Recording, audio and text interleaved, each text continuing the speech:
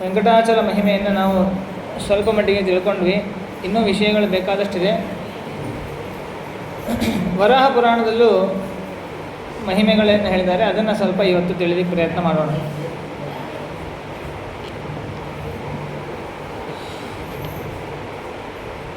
ಶೌನಕರು ಸೂತ್ರಿಗೆ ಕೇಳ್ತಾರೆ, ವಿಶ್ವವಿಶ್ರುತ ವಿಶ್ವಾರ್ಥ ವಿಬೋಧನ ವಿಚಕ್ಷಣ ವಕ್ತುಮರ್ಹಸಿ ತತ್ಸೂತ ಯತ್ಪೃಚ್ಛಾಮೋ ವಯಂ ಪುನಃ. ನಾವು ನಿಮಗೆ ಇನ್ನೂ ಸ್ವಲ್ಪ ಕೆಲವೊಂದು ಪ್ರಶ್ನೆಯನ್ನು ಮಾಡಬೇಕು ಅಂತ ಅಂದ್ಕೊಂಡಿದ್ದೀವಿ. ದಯವಿಟ್ಟು ಅದನ್ನು ವಿಸ್ತಾರವಾಗಿ ಹೇಳಿ. ವೆಂಕಟಾದ್ರೌ ಇದಾನೀಂತು ಸರ್ವಪ್ರತ್ಯಕ್ಷ ಗೋಚರ ಆಸ್ತೆ ಹ್ಯಂಜನ ಶೈಲಾಭ ಸರ್ವಾಭೀಷ್ಟ ಫಲಪ್ರದ. ವೆಂಕಟೇಶ ಆ ವೆಂಕಟಾದ್ರಿಯಲ್ಲಿ ಇವಾಗಲೂ ಅಂತಂದರೆ ಇವಾಗ ಅಂತ ಅರ್ಥ ಅಲ್ಲ, ಅಂದರೆ ಯಾವಾಗಲೂ ಇರ್ತಾನೆ ದೇವರು. ಅವರು ಪ್ರಶ್ನೆ ಮಾಡ್ತಾ ಇರುವಂತಹ ಕಾಲ ತ್ರೇತಾಯುಗ. ತ್ರೇತಾಯುಗದ ಸಂದರ್ಭದಲ್ಲೂ ಶ್ರೀನಿವಾಸ ವೆಂಕಟಾದ್ರಿಯಲ್ಲಿ ಸನ್ನಿಹಿತನಾಗಿದ್ದಾನೆ. ಎಲ್ಲರೂ ಕೂಡ ಪ್ರತ್ಯಕ್ಷ ಗೋಚರನಾಗಿ, ಅಂದರೆ ಇವಾಗೇನು ನಾವು ವೆಂಕಟೇಶ್ವರದಲ್ಲಿ ಮೂರ್ತಿಯನ್ನು ನೋಡ್ತೀವಿ, ಆ ಮೂರ್ತಿ ಇರಲಿಲ್ಲ. ಆವಾಗ ವೆಂಕಟಾದ್ರಿ ಒಂದೇ ಇತ್ತು. ಬಂದು ತಪಸ್ಸು ಮಾಡುವಂಥ ಎಲ್ಲ ಮುನಿಗಳಿಗೆ, ದೇವತೆಗಳಿಗೆ ಎಲ್ಲರಿಗೂ ಕೂಡ ಭಗವಂತ ಪ್ರತ್ಯಕ್ಷವಾಗಿ ದರ್ಶನವನ್ನು ಕೊಡ್ತಾ ಇದ್ದ. ಹಾಗಾಗಿ ಅದನ್ನು ಹೇಳ್ತಾರೆ, ಸರ್ವಪ್ರತ್ಯಕ್ಷ ಗೋಚರ, ಎಲ್ಲರಿಗೂ ಕೂಡ ಪ್ರತ್ಯಕ್ಷವಾಗಿ ಕಾಣ್ತಾನೆ ಭಗವಂತ. ಈಗಲೂ ಕೂಡ ಎಲ್ಲ ಸರ್ವಾಭೀಷ್ಟ ಫಲಪ್ರದ, ಯಾವ್ಯಾವ ಫಲಗಳು ಬೇಕೋ ಅವೆಲ್ಲವನ್ನು ಕೊಡ್ತಾನೆ. ತಸ್ಯ ವಾ ಪುಣ್ಯಶೀಲಸ್ಯ ರೂಪಮೇತತ್ ಪ್ರದರ್ಶಿತಂ ವಕ್ತವ್ಯಂ ತದಶೇಷೇಣ ಶೃಣ್ವತಾಂ ನೋ ಮಹಾಮುನೆ.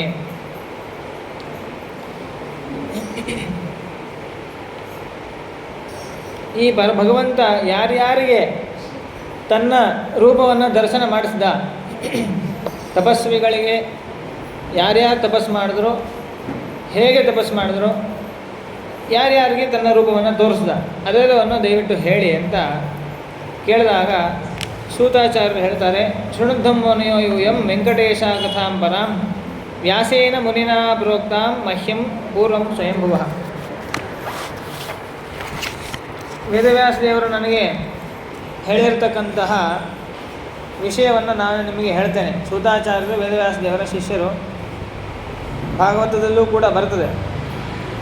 ವೇದವ್ಯಾಸ ದೇವರ ಮಗನಾದಂತಹ ಶುಕಾಚಾರ್ಯರು ಭಾಗವತವನ್ನು ಯಾವಾಗ ಪರೀಕ್ಷಿತ್ ರಾಜನಿಗೆ ಹೇಳ್ತಾರೋ ಆ ಸಂದರ್ಭದಲ್ಲಿ ಎಲ್ಲ ಮುನಿಗಳು ಕೂತಿರ್ತಾರೆ, ಋಷಿಗಳೆಲ್ಲರೂ ಬಂದು ಸೇರಿರ್ತಾರೆ.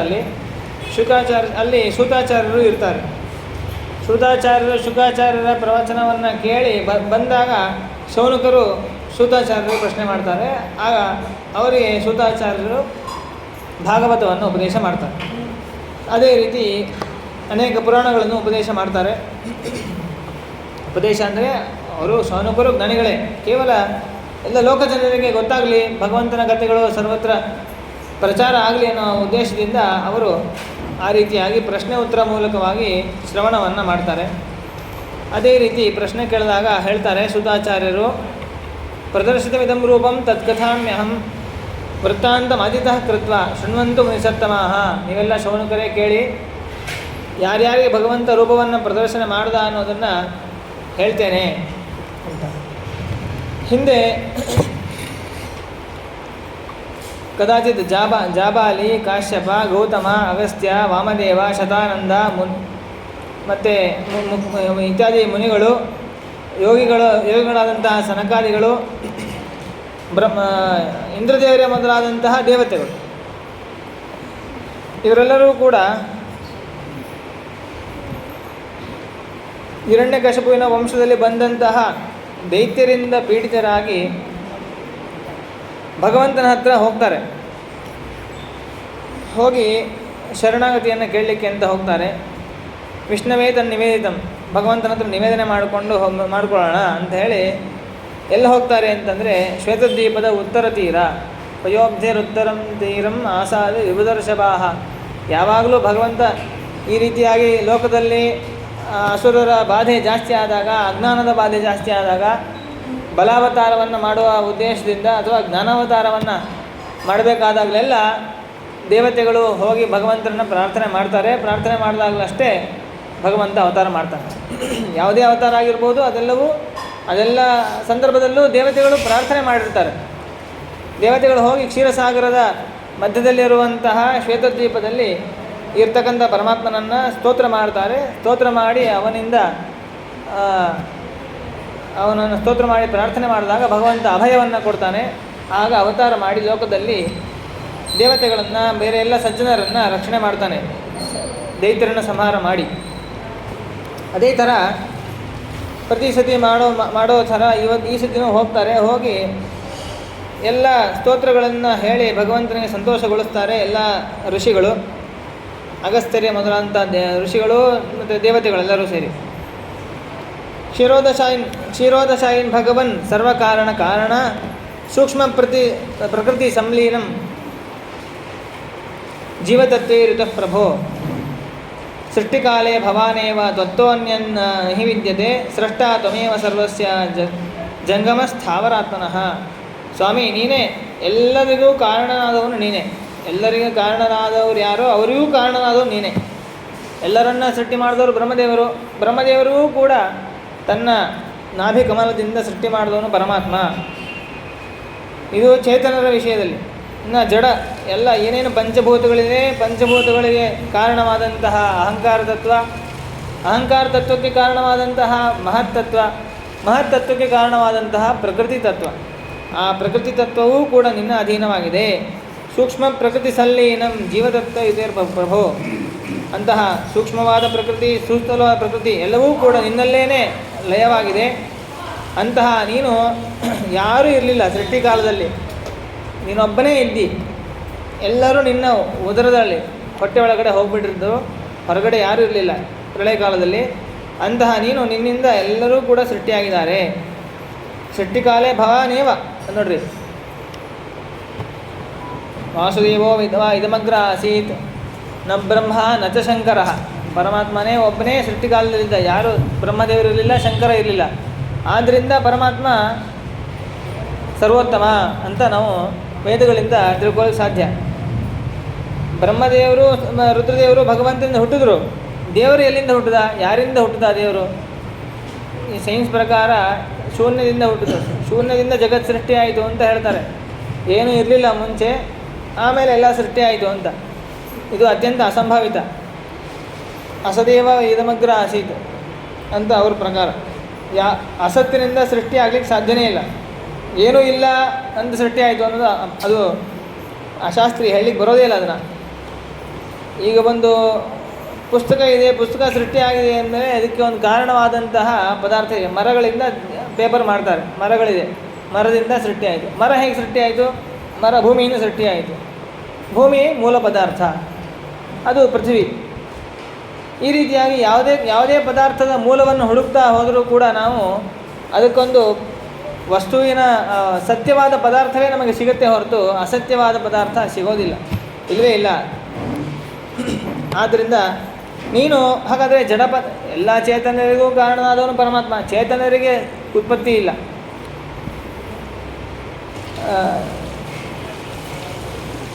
ಗೀತೆಯಲ್ಲಿ ಕೃಷ್ಣ ಪರಮಾತ್ಮ ಹೇಳ್ತಾನಲ್ಲ, ಜೀವ ಇದು ನಿತ್ಯ, ಅನಾದಿ ನಿತ್ಯವಾಗಿಯೂ ಕೂಡ ಜೀವ ಇರ್ತಾನೆ.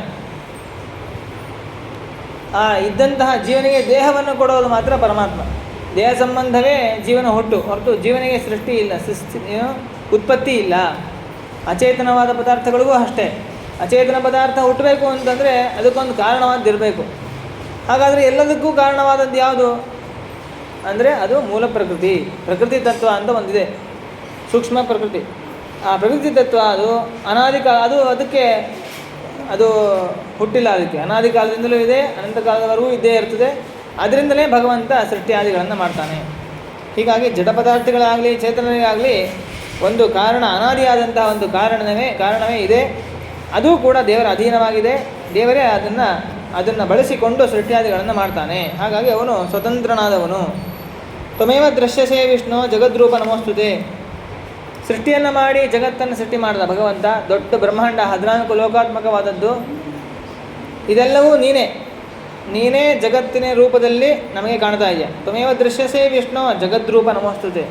ಜಗತ್ತಿನ ಸ್ವರೂಪನಾಗಿದೆ ನೀನು ಅಂತ ಹೇಳ್ತಾ ಇದ್ದಾರೆ. ಜಗತ್ತಿನ ಸ್ವರೂಪ ಅಂದರೆ ದೇವರಿಗೂ ಜಗತ್ತಿಗೂ ಅಭೇದ ಇದೆ. ದೇವರೇ ಜಗತ್ತು, ಜಗತ್ತಾಗಿ ದೇವರು ಪರಿಣಾಮ. ಈ ಥರ ಒಂದು ವಾದ ಇದೆ. ಭಾಸ್ಕರಾಚಾರ್ಯರು ಅಂತ ಇದ್ದಾರೆ ದಾರ್ಶನಿಕರು, ಅವರು ಪರಿಣಾಮವಾದಿಗಳು, ಪರಿಣಾಮವನ್ನೇ ಒಪ್ತಾರೆ ಅವರು. ಅಂದರೆ ದೇವರು ಬ್ರಹ್ಮಾಂಡ ರೂಪವಾಗಿ ಪರಿಣಾಮ ಆಗಿಬಿಟ್ಟಿದ್ದಾನೆ ಅಂತ ಈ ರೀತಿಯಾಗಿ ಅವರು ಹೇಳ್ತಾರೆ. ಅವರು ವಾದ, ದುರ್ವಾದ. ಅದು ಸಾಧ್ಯ ಇಲ್ಲ ಅಂತ. ಯಾಕೆಂದರೆ ಚೇತನ ಭಗವಂತ, ಚೇತನ ಇದು ಅಚೇತನಾತ್ಮಕವಾಗಿ ಮಾರ್ಪಾಟಾಗ್ಲಿಕ್ಕೆ ಸಾಧ್ಯ ಇಲ್ಲ.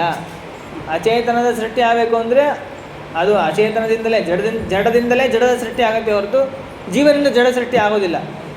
ಅದೇ ಥರ ಜಡದಿಂದ ಜೀವ ಸೃಷ್ಟಿ ಆಗಲಿಕ್ಕೆ ಸಾಧ್ಯ ಇಲ್ಲ. ಜೀವನೇ ಜೀವನಿಗೆ ಕಾರಣ ಅಂತ ಆಗ್ತಾನೆ.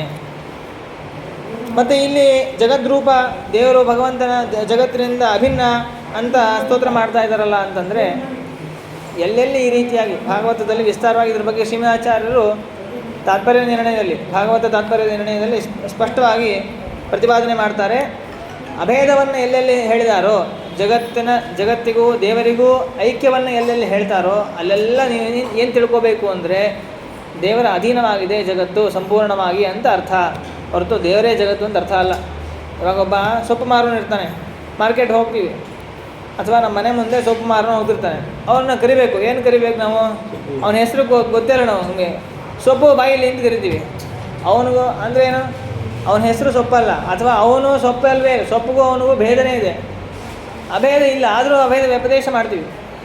ಯಾಕೆ ಅಂತಂದರೆ ಅವನ ಅಧೀನವಾಗಿದೆ ಸೊಪ್ಪು ಅಂತ. ಅದೇ ಥರ ಆಟೋ ಬಾಯಿಲಿ ಅಂತೀವಿ, ಅವನೇ ಆಟೋ ಅಲ್ಲ, ಆಟೋ ಬೇರೆ ಅವನು ಬೇರೆ, ಆದರೆ ಅವನ ಅಧೀನದಲ್ಲಿದೆ ಆಟೋ ಅನ್ನೋ ಸಲುವಾಗಿ ಅವನ ಆ ರೀತಿಯಾಗಿ ಕರಿತೀವಿ. ಹೇಗೋ ಯಾವ ವಸ್ತು ಯಾರ ಅಧೀನದಲ್ಲಿರುತ್ತೋ ಆ ಹೆಸರಿಂದ ಅವನನ್ನು ಕರಿತೀವಿ. ಅದೇ ಥರ ಜಗತ್ತು ಕೂಡ ಸಂಪೂರ್ಣವಾಗಿ ದೇವರ ಅಧೀನವಾಗಿದೆ. ಆದ್ದರಿಂದ ಭಗವಂತನನ್ನು ನಾವು ಜಗತ್ತೇ ಬ್ರಹ್ಮ, ಸರ್ವಂ ಕಲ್ವಿದಂ ಬ್ರಹ್ಮ, ಸರ್ವವೂ ಜಗತ್ ಬ್ರಹ್ಮನೇ ಅಂತ ಈ ರೀತಿಯಾಗಿ ಜಗತ್ತಿಗೂ ಬ್ರಹ್ಮನಿಗೂ ಐಕ್ಯವನ್ನು ನಾವು ಅಂದ್ರೇನು ಶ್ರುತಿಗಳಲ್ಲಿ ಆ ರೀತಿಯಾಗಿ ನಾವು ಕಾಣ್ತೇವೆ, ವಾಕ್ಯಗಳನ್ನು ಕಾಣ್ತೀವಿ. ಯಾಕೆಂದರೆ ಇದೇ ಕಾರಣ. ನಮ್ಮ ಹತ್ರ ಅಥವಾ ಅಂಗಡಿಯವನ ಹತ್ರ ಇರುವಂತಹ ಸೊಪ್ಪಾಗಲಿ ಏನಾದರೂ ಪದಾರ್ಥ ಆಗಲಿ, ಅದು ಒಂದು ಸ್ವಲ್ಪ ಹೊತ್ತು ಬೆಳಗ್ಗೆ ತಂದಿರ್ತಾನೆ, ಸಾಯಂಕಾಲ ಮಾರಾಟ ಮಾಡ್ತಾನೆ. ಆ ಅಲ್ಪ ಕಾಲದಲ್ಲಿ ಅಷ್ಟೇ ಅವನ ಹತ್ರ ಇರುತ್ತೆ ಪದಾರ್ಥ. ಅದಕ್ಕೆ ನಾವು ಅವನನ್ನು ಆ ಹೆಸರಿಂದ ಕರಿತೀವಿ. ಅಂದಮೇಲೆ ಅನಾದಿ ಕಾಲದಿಂದ ಅನಂತ ಕಾಲದವರೆಗೂ ಕೂಡ ಸಮಸ್ತವಾದಂತಹ ಜಗತ್ತು ದೇವರ ಅಧೀನವೇ. ಅಂದಮೇಲೆ ನಾವು ಜಗತ್ತೇ ದೇವರು ಅಂತ ಕರೆಯೋದ್ರಲ್ಲಿ ಏನೂ ಅತಿಶಯ ಇಲ್ಲ, ಕರೀಲೇಬೇಕು. ಯಾಕೆಂದರೆ ಅಷ್ಟು ಪರಾಧೀನವಾಗಿದೆ ಜಗತ್ತು. ಜಗತ್ತಿನ ಸೃಷ್ಟಿ, ಸ್ಥಿತಿ, ಲಯ, ನಿಯಮನ, ಜ್ಞಾನ, ಅಜ್ಞಾನ, ಬಂಧ, ಮೋಕ್ಷಗಳು ಎಲ್ಲವೂ ಪರಮಾತ್ಮನ ಅಧೀನವಾಗಿದೆ. ಎಲ್ಲವನ್ನೂ ಪರಮಾತ್ಮ ತಾನು ಅಂತರ್ಯಾಮಿಯಾಗಿದ್ದು ಪ್ರೇರಣೆ ಮಾಡ್ತಾನೆ. ಹಾಗಾಗಿ ಜಗತ್ತು ಇದೆ. ಅಂತಹ ಸಂಪೂರ್ಣವಾದಂತಹ ದೇವರ ಅಧೀನವಾದ ಜಗತ್ತನ್ನು ನಾವು ಜಗತ್ತೇ ದೇವರು ಅಂತ ಈ ರೀತಿಯಾಗಿ ಕರೆಯೋದ್ರಲ್ಲಿ ಕರಿಬೇಕು ಅಂಥೇಳಿ ಈ ರೀತಿಯಾಗಿ ನಮಗೆ ತೋರಿಸ್ಕೊಡ್ತಾರೆ. ಜಗದ್ರೂಪ ನಮೋಸ್ತುತೆ ಅಂಗೀಕೃತ್ಯ ಭವಾನೇವ ಜಗತ್ಪಾಲನ ಕರ್ಮ ಚ ಶೇಷೇ ಶೇತೆ ಶ್ರಿಯಾ ಸಾರ್ಧಂ ನಿಶ್ಚಿತಂ ಮಧುಸೂದನ. ಹೇಗಿದ್ದ ಈಗ ಇವರು ಸ್ತೋತ್ರ ಮಾಡಬೇಕಾದ್ರೆ ದೇವರನ್ನು ನೋಡ್ತಾ ಸ್ತೋತ್ರ ಮಾಡ್ತಾ ಇಲ್ಲ, ದೇವರು ಕಾಣಿಸಿಲ್ಲ ಇವರಿಗೆ, ಇವರು ಸ್ತೋತ್ರ ಮಾಡ್ತಾ ಇದ್ದಾರೆ. ದೇವರು ತನ್ನ ಇಚ್ಛೆಯಿಂದ ಕಾಣ್ತಾನೆ, ಅವ್ಯಕ್ತ ಸ್ವರೂಪ ಭಗವಂತ. ಯಾರಿಗೂ ಕೂಡ ಸುಮ್ಮನೆ ಹಾಗೆ ಕಾಣ್ಬಿಡಲ್ಲ. ನಮಗೆ ಆಕಾಶ ಹೇಗೆ ಕಾಣೋದಿಲ್ವೋ ಹಾಗೆ ದೇವರು ಕಾಣೋದಿಲ್ಲ. ಅವನ ಸ್ವರೂಪವೇ ಅವ್ಯಕ್ತ ಅಂತ ಅವನು ಕರೀತಾರೆ. ಅವನು ಕಾಣಿಸ್ಬೇಕು ಅಂದರೆ ಅವನ ಪ್ರಸಾದ, ಅವನಾಗವನೇ ಇಚ್ಛೆಪಟ್ಟು ಕಾಣಿಸ್ಬೇಕಷ್ಟೇ, ಬೇರೆ ಏನು ಉಪಾಯ ಇಲ್ಲ. ಹಾಗಾಗಿ ದೇವತೆಗಳು ಸ್ತೋತ್ರ ಮಾಡ್ತಾ ಇದ್ದಾರೆ. ಸ್ತೋತ್ರ ಮಾಡಿದಾಗ ಯಾವಾಗಲೂ ಅಷ್ಟೇ ಸಾಮಾನ್ಯವಾಗಿ ಈ ರೀತಿಯಾಗಿ ಪ್ರಾರ್ಥನೆ ಮಾಡಿದಾಗೆಲ್ಲ ಭಗವಂತ ಬ್ರಹ್ಮದೇವರಿಗೆ ಉಪದೇಶ ಹೇಳ್ತಾನೆ.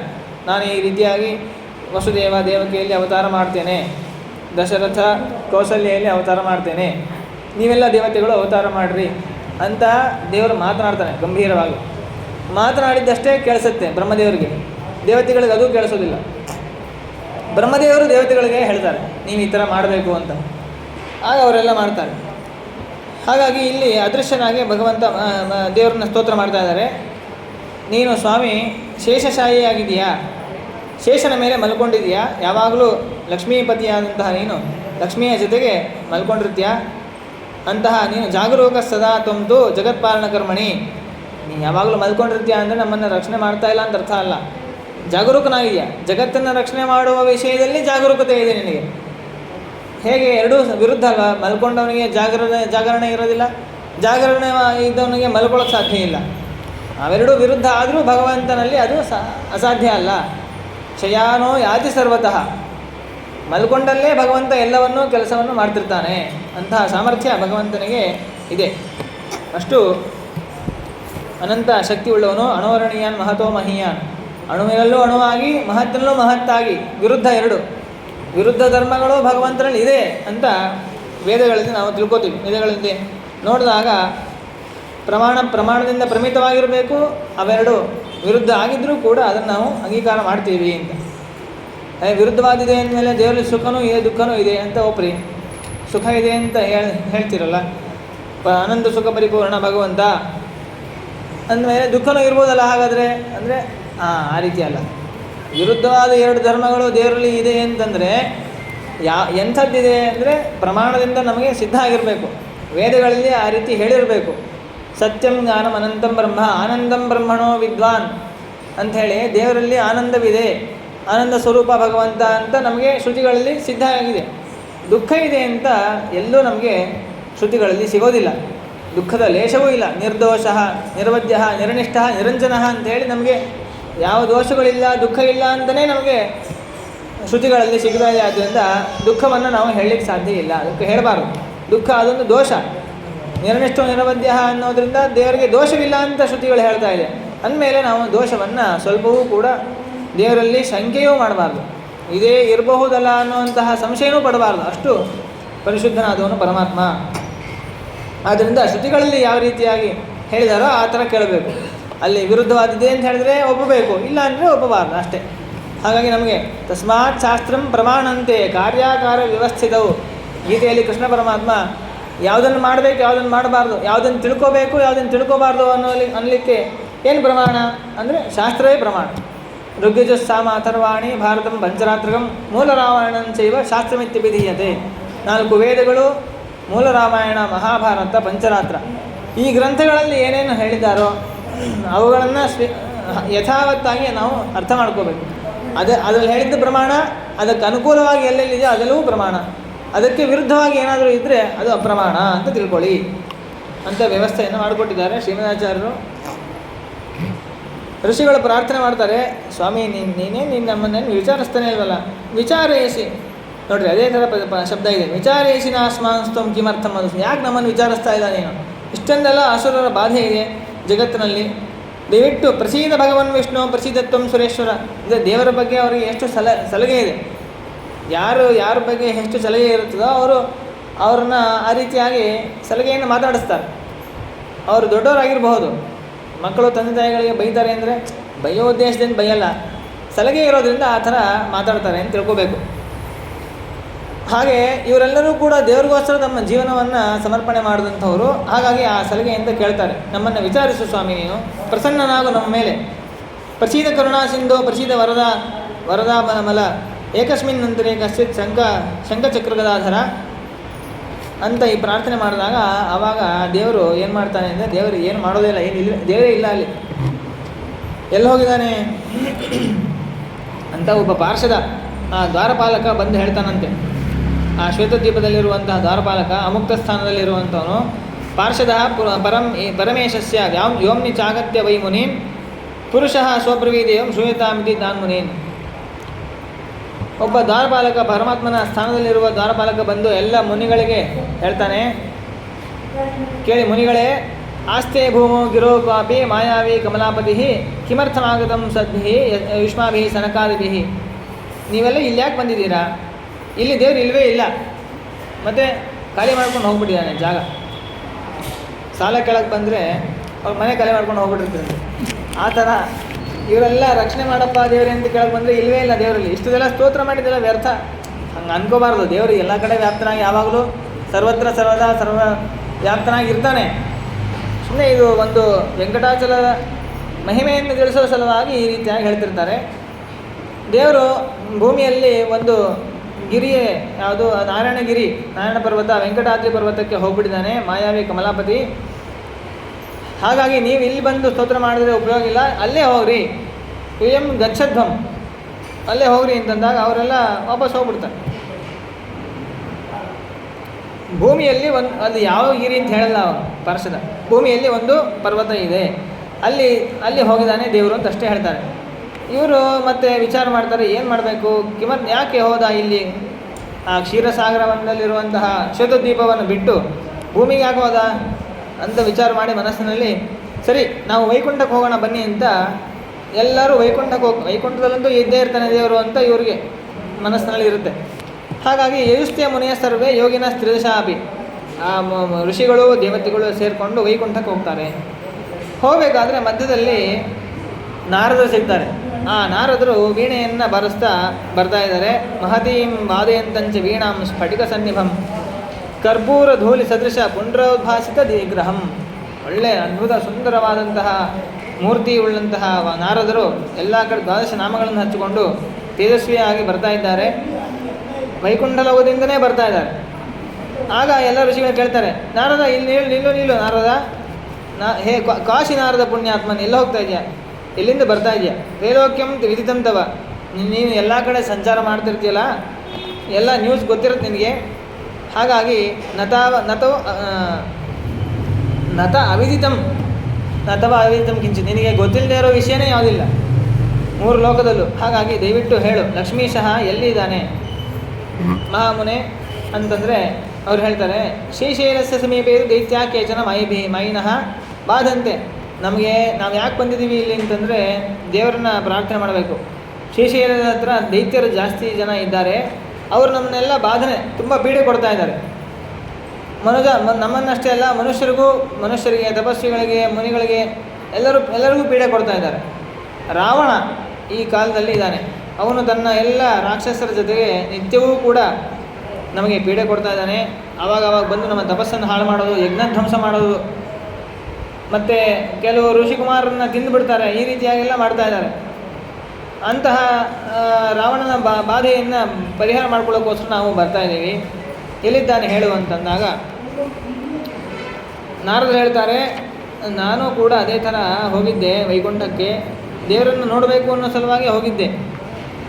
ಆದರೆ ಅಲ್ಲಿ ಒಬ್ಬ ಬಂದು ಹೇಳ್ದ, ವೈಕುಂಠದಲ್ಲೂ ದೇವರು ಇಲ್ವಂತೆ, ಭೂಮವು ಕಾಪಿಗಿರೋ, ಭೂಮಿಯಲ್ಲಿ ಯಾವುದೋ ಒಂದು ಗಿರಿ ಇದೆಯಂತೆ, ಅಲ್ಲಿ ಲಕ್ಷ್ಮೀ ಜೊತೆಗೆ ವಾಸ ಮಾಡ್ಕೊಂಡಿದ್ದಾನಂತೆ ನಾನು ಅದಕ್ಕೋಸ್ಕರ ಭೂಮಿಗೆ ಹೊರಟಿದ್ದೀನಿ ಅಂತ ನಾರದರು ಹೇಳ್ತಾರೆ. ಆವಾಗ ದೇವತೆಗಳಿಗೆ ಮತ್ತೆ ತಲೆ ಕೆಡುತ್ತೆ, ಇದೇನಿದು, ದೇವರು ವೈಕುಂಠದಲ್ಲೂ ಇಲ್ಲ, ಶ್ವೇತದ್ವೀಪದಲ್ಲೂ ಇಲ್ಲ, ಏನು ಮಾಡಬೇಕು ಗೊತ್ತಾಗಲ್ಲ. ಅದಕ್ಕೆ ಬ್ರಹ್ಮದೇವರ ಹತ್ರ ಹೋಗ್ತಾರೆ ಎಲ್ಲರೂ. ಸರಿ ನಡೀರಿ ಬ್ರಹ್ಮದೇವರ ಹತ್ರ ಹೋಗೋಣ ಅಂಥೇಳಿ ಬ್ರಹ್ಮಲೋಕಂ ಗಮಿಷ್ಯಾಮ ಸರ್ವೇ ವೈಮತಃ ಪರಂ, ಅವರೇ ಗೊತ್ತಿರುತ್ತದೆ ಭಗವಂತ ಎಲ್ಲಿರ್ತಾನೆ ಅಂತ. ಹಾಗಾಗಿ ಸರ್ವಲೋಕ ಪಿತಾಮಹ ಅಂಥೇಳಿ ಎಲ್ಲರೂ ನಾರದರನ್ನು ಕರ್ಕೊಂಡು ಮುನಿಗಳು ದೇವತೆಗಳು ಬ್ರಹ್ಮದೇವರ ಹತ್ರ ಬರ್ತಾರೆ.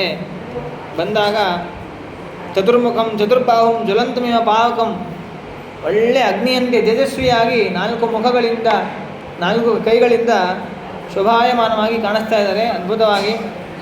ಎಂಥವ್ರು ಆ ಬ್ರಹ್ಮದೇವರು ವರ್ಣನೆ ಮಾಡಬೇಕಾದ್ರೆ ರೋಮಾಂಚ ಆಗ್ತದೆ. ಅಷ್ಟು ಮಹಾನುಭಾವರು ಬ್ರಹ್ಮದೇವರು, ಸರ್ವೋತ್ತಮ ಜೀವರಾಶಿಗಳಲ್ಲೇ ಉತ್ತಮರಾದವರು.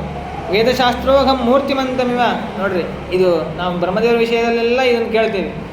ವೇದಶಾಸ್ತ್ರೋಘಂ ಮೂರ್ತಿಮಂತಮಿವ ಸ್ಥಿತಂ ಗಾಯತ್ರ್ಯಾ ಚೈವ ಸಾವಿತ್ರ್ಯಾ ಸರಸ್ವತ್ಯಾ ಚ ಸೇವಿತಂ. ವೇದಾಭಿಮಾನಿ ದೇವತೆಗಳೆಲ್ಲ ಮೂರ್ತಿಮಂತಾಗಿ ಬಂದು ಅಲ್ಲಿ ಬ್ರಹ್ಮದೇವರ ಸೇವೆ ಮಾಡ್ತಾ ಇರ್ತಾರೆ, ಸ್ತೋತ್ರ ಮಾಡ್ತಾ ಇರ್ತಾರೆ. ಸುತ್ತಲೂ ಕೂತ್ಕೊಂಡು ಸೇವೆ ಮಾಡ್ತಿರ್ತಾರೆ. ಗಾಯತ್ರಿ, ಸಾವಿತ್ರಿ, ಸರಸ್ವತಿ 3 ರೂಪದಿಂದ ಸರಸ್ವತಿ ದೇವಿ ಇರ್ತಾಳೆ. ಕಿನ್ನರೋರಗ ಗಂಧರ್ವ ಸಿದ್ಧ ಸಂಘ ನಿಷೇವಿತಂ, ಕಿನ್ನರರು ಮತ್ತು ಹೊರಗರು, ಗಂಧರ್ವರು, ಸಿದ್ಧರು, ಚಾರಣರು ಎಲ್ಲರಿಂದಲೂ ಕೂಡ ಸೇವಿತರಾದವರು ಬ್ರಹ್ಮದೇವರು. ವೇದೈಹಿ ಸವಿಗ್ರಹಶ್ಚೈವ, ಎಲ್ಲ ವೇದಗಳು ವಿಗ್ರಹ ಮೂರ್ತಿಯನ್ನು ತಗೊಂಡು, ಅಂದರೆ ಅಭಿಮಾನಿ ದೇವತೆಗಳು ಇರ್ತಾರಲ್ಲಿ. ಅಂತಹ ದಿಶಾಪಾಲೈ ರಾಶೀನಂ ಪರಮಾಸನೆ, ಆ ಎಲ್ಲ ದೇವತೆಗಳು ಬಂದು ನಮಸ್ಕಾರವನ್ನು ಮಾಡಿ ಕೇಳ್ತಾರೆ, ಸ್ವಾಮಿ ತಮ್ಮ ಕೃಪೆಯ ಕುತ್ರಾಪಿ ದುರತ್ಯಯ, ನಾವು ಎಲ್ಲ ಕಡೆ ಹೋಗಿ ಬಂದ್ವಿ, ಭಗವಂತ ಕಾಣ್ತಾನೇ ಇಲ್ಲ, ನಮಗೆ ರಾವಣನ ಬಾಧೆ ತುಂಬ ಆಗಿಬಿಟ್ಟಿದೆ. ಬಾಧಾಚ ಮಹತಿ ರಾವಣಸ್ಯ ದುರಾತ್ಮನಃ. ದೈತ್ಯರು ಕೆಲವರು ಶ್ರೀಶೈಲದ ಹತ್ತಿರ ಬಂದು ಎಲ್ಲ ಮನುಷ್ಯರನ್ನು ಮುನಿಗಳಿಗೆ ಪೀಡೆ ಕೊಡ್ತಾ ಇದ್ದಾರೆ. ಕರ್ಮಾನುಷ್ಠಾನ ತತ್ಪರಾನ್, ಕರ್ಮಾನುಷ್ಠಾನದಲ್ಲಿ ಆಸಕ್ತರಾದಂತಹ ತಪಸ್ವಿಗಳಿಗೆ ಅವರಿಗೆಲ್ಲ ಪೀಡೆ ಕೊಡ್ತಾ ಇದ್ದಾರೆ. ದಯವಿಟ್ಟು ನಮ್ಮನ್ನು ರಕ್ಷಣೆ ಮಾಡಿ, ಎಲ್ಲಿದ್ದಾನೆ ಭಗವಂತ ಹೇಳಿ ಅಂತ. ನಮಗೆ ಇಷ್ಟೋ ತನಕ ನಾವು ಸಹಿಸ್ಕೊಂಡ್ವಿ, ಅವರ ಬಾಧೆಯನ್ನು ಇಲ್ಲಿವರೆಗೂ ಸಹಿಸ್ಕೋತಾನೇ ಇದ್ದೀವಿ, ಇನ್ನು ಮುಂದೆ ಸಹಿಸ್ಲಿಕ್ಕೆ ಆಗ್ತಾ ಇಲ್ಲ. ಈಗಲೂ ನಮ್ಗೆ ಹಾಗೆ ಆಗಿದೆ. ಲೋಕದಲ್ಲಿ ದುಷ್ಟರ ಪರಧರ್ಮೀಯರ ಪೀಡೆ ಜಾಸ್ತಿ ಆಗ್ತಾ ಇದೆ. ನಾವು ಸಹಿಸ್ಕೊಳ್ಳಿಕ್ಕೆ ಆಗ್ತಾ ಇಲ್ಲ ಆದರೆ ನಮಗೆ ಬೇರೆ ಉಪಾಯ ಇಲ್ಲ. ಆ ಥರ ಸಂದರ್ಭ ಬಂದಿದೆ. ಹಾಗಾಗಿ ಏನು ಮಾಡಬೇಕು ನೀವು ಹೇಳಿ ಅಂತ ಬ್ರಹ್ಮದೇವರಿಗೆ ಕೇಳಿದಾಗ ಬ್ರಹ್ಮದೇವರು ಹೇಳ್ತಾರೆ, ಅತಿತೀವ್ರಂ ತಪಸ್ತಪ್ತಂ ರಾವಣಿನ ಪುರಾಸುರ. ನೋಡ್ರಿ ದೇವತೆಗಳೇ, ರಾವಣ ಇವನು ಸಾಮಾನ್ಯ ಅಲ್ಲ. ಅವನು ಹಿಂದೆ ತುಂಬ ಘೋರವಾದಂತಹ ತಪಸ್ಸನ್ನು ಮಾಡಿ ವರವನ್ನು ಪಡ್ಕೊಂಡಿದ್ದಾನೆ. ನಾನೇ ವರ ಕೊಟ್ಟಿದ್ದೀನಿ ಅವನಿಗೆ, ರಾವಣನಿಗೆ. ಅವನನ್ನು ಏನು ಮಾಡಲಿಕ್ಕೆ ಸಾಧ್ಯ ಇಲ್ಲ. ಅವಧ್ಯತ್ವ ವರವನ್ನು ಪಡ್ಕೊಂಡಿದ್ದಾನೆ. ಘೋರೇಣ ಘೋರವಾದ ತಪಸ್ಸು ಮಾಡಿ ಮನುಷ್ಯರಿಂದಾಗಲಿ ದೇವತೆಗಳಿಂದಾಗಲಿ ಯಾರಿಂದಲೂ ಕೂಡ ರಾಕ್ಷಸರಿಂದ ಅವನನ್ನು ಕೊಲ್ಲಿಕ್ಕೆ ಸಾಧ್ಯ ಇಲ್ಲ. ಅದಕ್ಕೇನು ಉಪಾಯ ಈಗ ಅಂದರೆ, ತಸ್ಯೋಪಾಯ ಅಹಂ ಭಕ್ಷ್ಯ ವಿಷ್ಣುನೇ ಪರಾಗತಿ. ವಿಷ್ಣುವನ್ನು ಬಿಟ್ಟು ಬೇರೆ ಯಾರೂ ಗತಿ ಇಲ್ಲ ರಾವಣನ ಸಂಹಾರ ಮಾಡಲಿಕ್ಕೆ. ಆ ವಿಷ್ಣು ಎಲ್ಲಿದ್ದಾನೆ ಈಗ ಅಂತಂದರೆ, ಸಚ ಇದಾನಿಂ ಗಿರಾವಾಸ್ತೆ ಭೂಮೋ ವೆಂಕಟಾಭಿದೆ. ಭೂಮಿಯಲ್ಲಿ ವೆಂಕಟಾಚಲ ಎನ್ನುವಂತಹ ಪರ್ವತದಲ್ಲಿ ಅವನು ಪರಮಾತ್ಮ ವಾಸ ಮಾಡ್ಕೊಂಡಿದ್ದಾನೆ. ಅವನನ್ನೇ ಹೋಗಿ ಎಲ್ಲರೂ ಪ್ರಾರ್ಥನೆ ಮಾಡಬೇಕು. ಸ ಪ್ರಾರ್ಥನೀಯ ಸರ್ವೈಶ್ಚ ದೈತ್ಯೋಘಾನಾಂ ನಿಬರ್ಹಣೆ. ಇಂತಹ ದೈತ್ಯರ ಸಂಹಾರ ಆಗಬೇಕು ಅಂದರೆ ದೇವರನ್ನೇ ಪ್ರಾರ್ಥನೆ ಮಾಡಬೇಕು, ಬೇರೆ ದಾರಿ ಇಲ್ಲ. ಬರ್ರಿ ನಾನು ಬರ್ತೀನಿ ಅಂತೇಳಿ ಬ್ರಹ್ಮದೇವರು, ನೋಡ್ರಿ ಬ್ರಹ್ಮದೇವರು ಕೂಡ ದೇವತೆಗಳನ್ನು ಕರ್ಕೊಂಡು ಕೆಳಗೆ ಭೂಮಿಯಲ್ಲಿ ಬರ್ತಾರಂತೆ. ಅಹಮಪ್ಯಾಗಮಿಷ್ಯಾಮಿ ಗಮ್ಯತಾಂ ಅವಿಲಂಬತಃ. ನಡ್ರಿ ಹೋಗೋಣ ಅಂಥೇಳಿ ಆ ಗಿರಿಗೆ ವೆಂಕಟಾಚಲ ಪರ್ವತಕ್ಕೆ ಬರ್ತಾರೆ. ಅಂದರೆ ವೆಂಕಟಾಚಲ ಪರ್ವತ ಎಷ್ಟು ಅದಕ್ಕೆ ಮಹಿಮೆ ಇದೆ, ಎಷ್ಟು ಮಹತ್ವ ಇದೆ ಅನ್ನೋದನ್ನು ಪುರಾಣಗಳಲ್ಲಿ ಮೇಲಿಂದ ಮೇಲೆ ನಾವು ಕೇಳ್ತಾ ಇರ್ತೀವಿ. ಇಂಥವರು ಇಲ್ಲಿ ಕೂತು ತಪಸ್ಸು ಮಾಡಿಲ್ಲ ಅಂತಿಲ್ಲ. ಎಲ್ಲ ದೇವತೆಗಳು, ಎಲ್ಲ ಋಷಿಗಳು, ಎಲ್ಲ ಮುನಿಗಳು, ಗಂಧರ್ವರು ಎಲ್ಲರೂ ಬಂದು ತಪಸ್ಸು ಮಾಡಿದಂತಹ ಪವಿತ್ರವಾದಂತಹ ಸ್ಥಳ. ಆದರೆ ಅಲ್ಲಿ ಹೋದಾಗ ನಮ್ಗೆ ಯಾವ ಅನುಸಂಧಾನವೂ ಬರೋದಿಲ್ಲ. ಹೋಗ್ತೀವಿ, ಕಷ್ಟಪಟ್ಕೊಂಡು ದೇವ್ರ ದರ್ಶನ ಮಾಡ್ಕೊಂಡು ಬಂದುಬಿಡ್ತೀವಿ. ಇವೆಲ್ಲ ಕಥೆಯನ್ನು ಶ್ರವಣ ಮಾಡಿದ್ದನ್ನೆಲ್ಲ ಅಲ್ಲಿ ಅನುಸಂಧಾನ ಮಾಡಬೇಕು. ಈಗ ಕಲಿಯುಗದಲ್ಲಿ ಪಾಖಂಡಿಗಳು ಜಾಸ್ತಿ ಆಗಿರೋದ್ರಿಂದ ಆ ವಾತಾವರಣವೆಲ್ಲ ನಾಶ ಮಾಡಿಬಿಟ್ಟಿದ್ದಾರೆ. ಎಲ್ಲ ಮಾಡ್ರನ್ನಾಗಿ ಮಾಡಿ ಅಲ್ಲಿ ಲಾಡ್ಜ್ಗಳು ಅದು ಇದು ಎಲ್ಲ ಸೃಷ್ಟಿ ಮಾಡಿ ಯಾವ ಭಾವನೆ ಬರಬಾರ್ದು ಆ ರೀತಿಯಾಗಿ ಕಟ್ಟಡಗಳನ್ನೆಲ್ಲ ಕಟ್ಟಿ ರೋಡ್ಗಳಲ್ಲಿ ಅದೇ ಕಾಣಿಸ್ತದೆ ನಮಗೆ. ಯಾವ ವನಗಳು ಕಾಣಿಸಲ್ಲ, ಯಾವ ಅರಣ್ಯಗಳು ಕಾಣಿಸಲ್ಲ. ಅದನ್ನೆಲ್ಲ ವರ್ಣನೆ ಮಾಡ್ತಾರೆ. ಸಾನವಹ ಸರಿತಶ್ಚಾಪಿ, ಅನೇಕ ರೀತಿಯಾದಂತಹ ನದಿಗಳು, ಸಣ್ಣ ಸಣ್ಣ ತೊರೆಗಳು, ಝರಿಗಳು, ಮತ್ತು ಪುಷ್ಕರಣಿಗಳು, ಕೊಳಗಳು, ಬಾವಿಗಳು, ದೇವಖಾತಗಳು ಅವೆಲ್ಲ ಇರ್ತಕ್ಕಂತಹ ಪರ್ವತ. ಭಗವಂತನಿಗೆ ಅತ್ಯಂತ ಪ್ರೀತ್ಯಾಸ್ಪದ, ಭೂಮಿ ಮೇಲೇ ಅತ್ಯಂತ ಪ್ರೀತ್ಯಾಸ್ಪದವಾದ ಜಾಗ ಅಂದರೆ ಅದು ವೆಂಕಟಾಚಲ ಪರ್ವತ. ಕ್ರೀಡತೆ ರಮಯಾ ಸಾರ್ಧಂ ಸೂರ್ಯಭಿ ತತ್ರ ಪರ್ವತೆ. ರಮಾದೇವಿಯಿಂದ ಸಹಿತನಾದಂಥ ಪರಮಾತ್ಮ ಅಲ್ಲಿ ಇದ್ದಾನೆ. ಪ್ರದಕ್ಷಿಣಾ ವಿಧಾನೇನ ವಿಚೇತವ್ಯ. ಎಲ್ಲಿ ಇದ್ದಾನೆ ಭಗವಂತ? ಪರ್ವತ ಅಂದರೆ ಒಂದು ದೊಡ್ಡ ಪರ್ವತ. ಅದು ಎಲ್ಲಿಂದ ಹುಡುಕ್ಬೇಕು ದೇವ್ರನ್ನ? ಎಲ್ಲರೂ ಹುಡುಕೋಣ ಬನ್ನಿ ಅಂತ ಹೇಳಿ ಬ್ರಹ್ಮದೇವರು ಕರ್ಕೊಂಡು ಹೋಗ್ತಾರೆ. ಪ್ರದಕ್ಷಿಣೆ ಹಾಕೋಣ, ಸುತ್ತಲೂ ದೇವ್ರನ್ನ ಹುಡ್ಕೊಂಡು ಹೋಗೋಣ ಅಂಥೇಳಿ ಪ್ರದಕ್ಷಿಣಾ ವಿಧಾನೇನ ವಿಜೇತವ್ಯ ಸ ಭೂಧರಃ. ವೆಂಕಟಾಚಲ ಪರ್ವತವನ್ನು ಹುಡುಕಿ ಅಲ್ಲಿ ಇಕ್ಷ್ವಾಕುವಂಶೋ ರಾಜ ದಶರಥೋ ಮಹಾನ್ ವೆಂಕಟಾದ್ರಿಂ ಸಮಾಗತ್ಯ ಪುತ್ರಾರ್ಥಿ ತಪ ಉತ್ತಮಂ. ಹಿಂದೆ ಇಕ್ಷ್ವಾಕುವಂಶದ ರಾಜ ದಶರಥನು ಕೂಡ ವೆಂಕಟಾದ್ರಿ ಪರ್ವತಕ್ಕೆ ಬಂದು ಅಲ್ಲಿ ವೆಂಕಟಾಚಲ ಪರ್ವತದಲ್ಲಿ ತಪಸ್ಸನ್ನು ಮಾಡಿದ್ದ. ತನ್ನ ಮಗನಿಗೋಸ್ಕರವಾಗಿ, ಮಗ ಹುಟ್ಟಬೇಕು ಅನ್ನೋ ಸಲುವಾಗಿ ತಪಸ್ಸು ಮಾಡ್ದ ಅಂತ ಹೇಳಿ ಸ್ವಾಮಿ ಪುಷ್ಕರಣಿ ತೀರದಲ್ಲಿದ್ದ ಅಂತ ಹೇಳ್ತಾರೆ. ದರ್ಶಯಿಸಿದ ರೂಪಂ ಸ್ವಂ ತಸ್ಯ ರಾಜ್ಞಃ ಶ್ರಿಯಪತಿ ಇತ್ಯುಕ್ತ ಬ್ರಹ್ಮಣ ಸರ್ವೇ ಮುನಿಯ ಹೃದಯೋಗಸಃ ಯೋಗಿನೋಪಿ ಮಹಾತ್ಮಾನಃ ತಸ್ಮಾತ್ ಲೋಕಾತ್ ವಿನಿರ್ಯೇಹು. ಈ ರೀತಿಯಾಗಿ ಬ್ರಹ್ಮದೇವರು ಹೇಳಿದಾಗ ಬ್ರಹ್ಮದೇವರ ಜೊತೆ ಎಲ್ಲ ದೇವತೆಗಳು ಕೂಡ ಬರ್ತಾರೆ. ಬಂದು ಆ ಪರ್ವತದ ಹತ್ರ ಬರ್ತಾರೆ. ಆ ಪರ್ವತವನ್ನೇ ವರ್ಣನೆ ಮಾಡ್ತಾರೆ. ಯಾವ್ಯಾವ ರೀತಿ ಅನೇಕ ವಿಧವಾದಂತಹ ಮರಗಳು, ಹೂವಿನ ಮರಗಳು, ಹಣ್ಣಿನ ಮರಗಳು, ಅಲ್ಲಿರುವಂತಹ ಪಕ್ಷಿಗಳು, ಪ್ರಾಣಿಗಳು, ಅವುಗಳ ವರ್ಣನೆ, ಅಲ್ಲಿರುವ ಗುಹಾಗಳು, ಅಲ್ಲಿರುವಂತಹ ತೀರ್ಥಗಳು ಅವೆಲ್ಲವನ್ನು ವಿಸ್ತಾರವಾಗಿ ವರ್ಣನೆ ಮಾಡ್ತಾರೆ. ಈ ಒಂದು ಪರ್ವತವನ್ನು ಗರುಡ ತನ್ನ ಮೇಲೆ ಹೊತ್ಕೊಂಡು ಬಂದು ಇಟ್ಟಿದ್ದಾನೆ. ಅಷ್ಟು ದದುಶರು ಅಂತಹ ಪರ್ವತವನ್ನು ಎಲ್ಲ ದೇವತೆಗಳು ನೋಡ್ತಾರೆ, ದರ್ಶನ ಮಾಡ್ತಾರೆ. ದೃಷ್ಟ್ವಾ ಶ್ರೀ ವೆಂಕಟೇಯಂ ಶೈಲಂ ಉಪನಿನ್ಯೋ ಶ್ರಮಂ ಬುಧಾಹ. ಅವರು ಶ್ರಮ ಆಗಿರೋದಿಲ್ಲ, ಸುಮ್ಮನೆ ಹೇಳ್ತಾರೆ. ದೇವತೆಗಳಿಗೆ ಶ್ರಮ ಇರೋದಿಲ್ಲ. ಆದರೂ ಕೂಡ ಅಲ್ಲಿಂದ ಬ್ರಹ್ಮಲೋಕದಿಂದ ಕೆಳಗಡೆ ಬರ್ತಾರಲ್ಲ, ಆ ಶ್ರಮವನ್ನೆಲ್ಲ ಆ ವೆಂಕಟಾಚಲ ಪರ್ವತ ದರ್ಶನ ಮಾಡೋದ್ರಿಂದಲೇ ಪರಿಹಾರ ಆಗೋಗ್ಬಿಟ್ಟಿದೆ. ಶೃಂಗಂ ಸಮಾರುಹ್ಯ ವನಾತ್ ವನಮ್ಯದಸ್ತ. ಇವಾಗ ನಾವು ವೆಂಕಟಾಚಲ ಪರ್ವತ ಹತ್ತಬೇಕು ಅಂದರೆ ಬೇಕಾದಷ್ಟು ವ್ಯವಸ್ಥೆ ಮಾಡಿದ್ದಾರೆ. ಮೆಟ್ಲುಗಳಿವೆ, ಮೇಲ್ಗಡೆ ಬಿಸಿಲು ಬರಬಾರ್ದು ಅಂತ ಹೇಳಿ ಮೇಲ್ಗಡೆ ರೂಫನ್ನು ಹಾಕಿದ್ದಾರೆ, ರಾತ್ರಿ ಹೊತ್ತು ಹತ್ತಬೇಕು ಅಂತ ಹೇಳಿ ಲೈಟ್ಗಳು ಹಾಕಿದ್ದಾರೆ. ಇಷ್ಟೆಲ್ಲ ವ್ಯವಸ್ಥೆ, ಪ್ರಾಣಿಗಳು ಬರಬಾರ್ದು ಅಂತ ಅದಕ್ಕೆಲ್ಲ ಬ್ಯಾರಿಕೇಡ್ ಹಾಕಿದ್ದಾರೆ. ಆದರೆ ಆವಾಗ ಏನು ಇರಲಿಲ್ಲ, ಆವಾಗ ಹತ್ತಲಿಕ್ಕೆ ಏನು ವ್ಯವಸ್ಥೆ ಇರಲಿಲ್ಲ. ಆದರೂ ಕೂಡ ದೇವತೆಗಳು ತಮ್ಮ ಸಾಮರ್ಥ್ಯದಿಂದ ನೋಡಿ, ಅಂದರೆ ಅದು ಹತ್ತುತ್ತಾರೆ ದೇವತೆಗಳು ಮುನಿಗಳು ಅಂತಂದರೆ ಅವರಲ್ಲಿ ವಿಶಿಷ್ಟವಾದಂಥ ಸಿದ್ಧಿಗಳಿವೆ ಅಂತ ಅರ್ಥ. ಅಣಿಮಾ ಮಹಿಮಾದಿ ಸಿದ್ಧಿಗಳಿಂದ ಅವರು ಆರಾಮಾಗಿ ಮೇಲೆ ಹಾರ್ಕೊಂಡು ಹೋಗ್ಬಿಡ್ತಾರೆ. ಆ ರೀತಿಯಾದಂತಹ ಎಲ್ಲ ದೇವತೆಗಳು ಋಷಿಗಳೆಲ್ಲ ಅದನ್ನು ಹತ್ತುತ್ತಾರಂತೆ. ಶೃಂಗಾತ್ ಶೃಂಗಂ ಸಮಾರುಹ್ಯ ವನಾತ್ ವನಮಿದಸ್ತತಃ.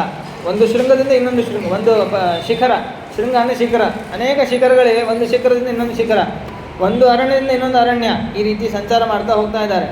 ನದೀಶು ಪುಣ್ಯತೋಯಾಸು, ಎಲ್ಲೆಲ್ಲಿ ನದಿಗಳು, ಪುಣ್ಯ ತೀರ್ಥಗಳು, ವಾಪಿ ತಟಾಕ, ನಿರ್ಜರ, ಏನೇನೋ ಅನೇಕ ಕೊಳಗಳು, ನೀರಿನ ಏನೇನೋ ಸ್ರೋತಸ್ಸುಗಳು ಸಿಗುತ್ತದೋ ಎಲ್ಲ ಕಡೆ ಒಂದೊಂದರಲ್ಲೂ ಸ್ನಾನವನ್ನು ಮಾಡಿ ಶ್ರೀನಿವಾಸನನ್ನು ಪುಷ್ಪಗಳಿಂದ ಅವನನ್ನು ಅರ್ಚನೆ ಮಾಡಿ, ಫಲಗಳನ್ನು ಸಮರ್ಪಣೆ ಮಾಡಿ, ನೈವೇದ್ಯ ಸಮರ್ಪಣೆ ಮಾಡಿ ಹೋಗ್ತಾ ಇದ್ದಾರೆ. ಅಷ್ಟು ಅನುಷ್ಠಾನವನ್ನು ಮಾಡ್ತಾ ಹೋಗ್ತಾ ಇದ್ದಾರೆ ಎಲ್ಲ ದೇವತೆಗಳು ಕೂಡ. ನತತ್ರ ದೇವಂ ಕಂಚಿಚ್ಚ ನಾಲಯಂ ನಚ ಗೋಪುರಂ, ಅಲ್ಲಿ ಯಾವ ದೇವಸ್ಥಾನ ಇಲ್ಲ, ಗೋಪುರ ಇಲ್ಲ, ಏನಿಲ್ಲ.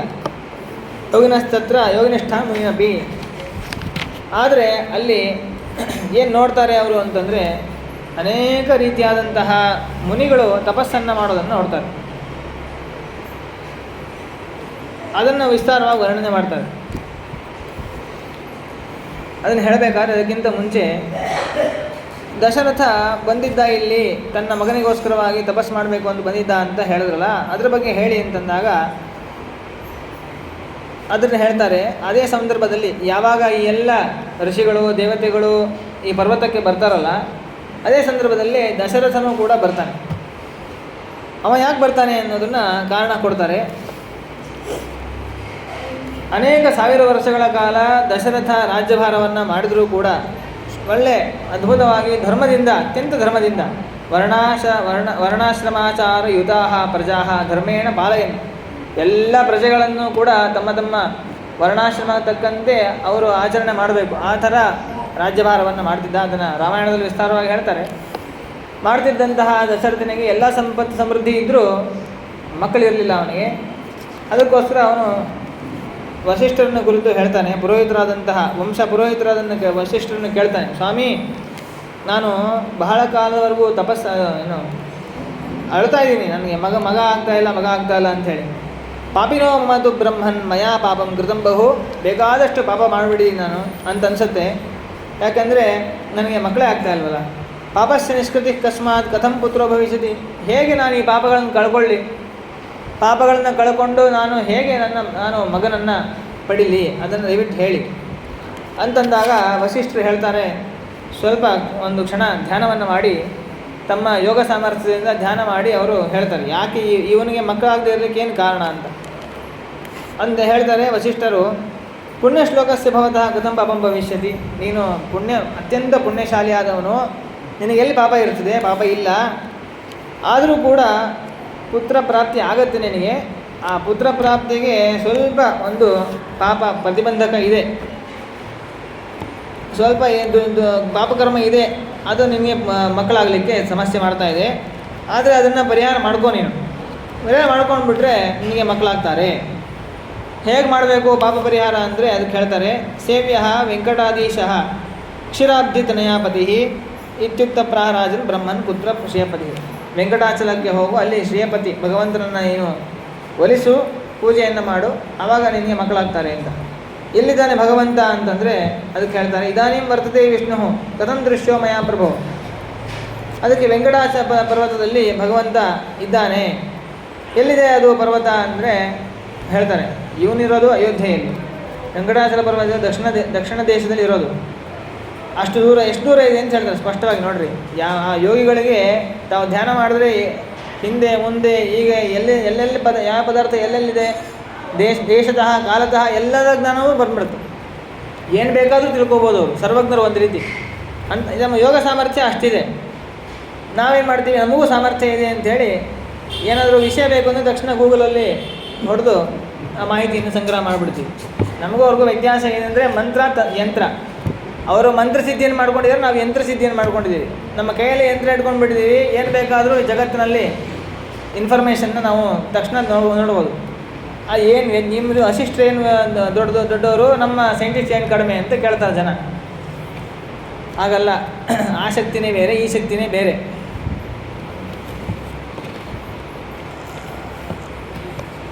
ಏನು ಬೇಕಾದರೂ ಸಾಧನೆ ಮಾಡ್ತಾರೆ, ಸತ್ತವ್ರನ್ನ ಬದುಕಿಸ್ತಾರಾ?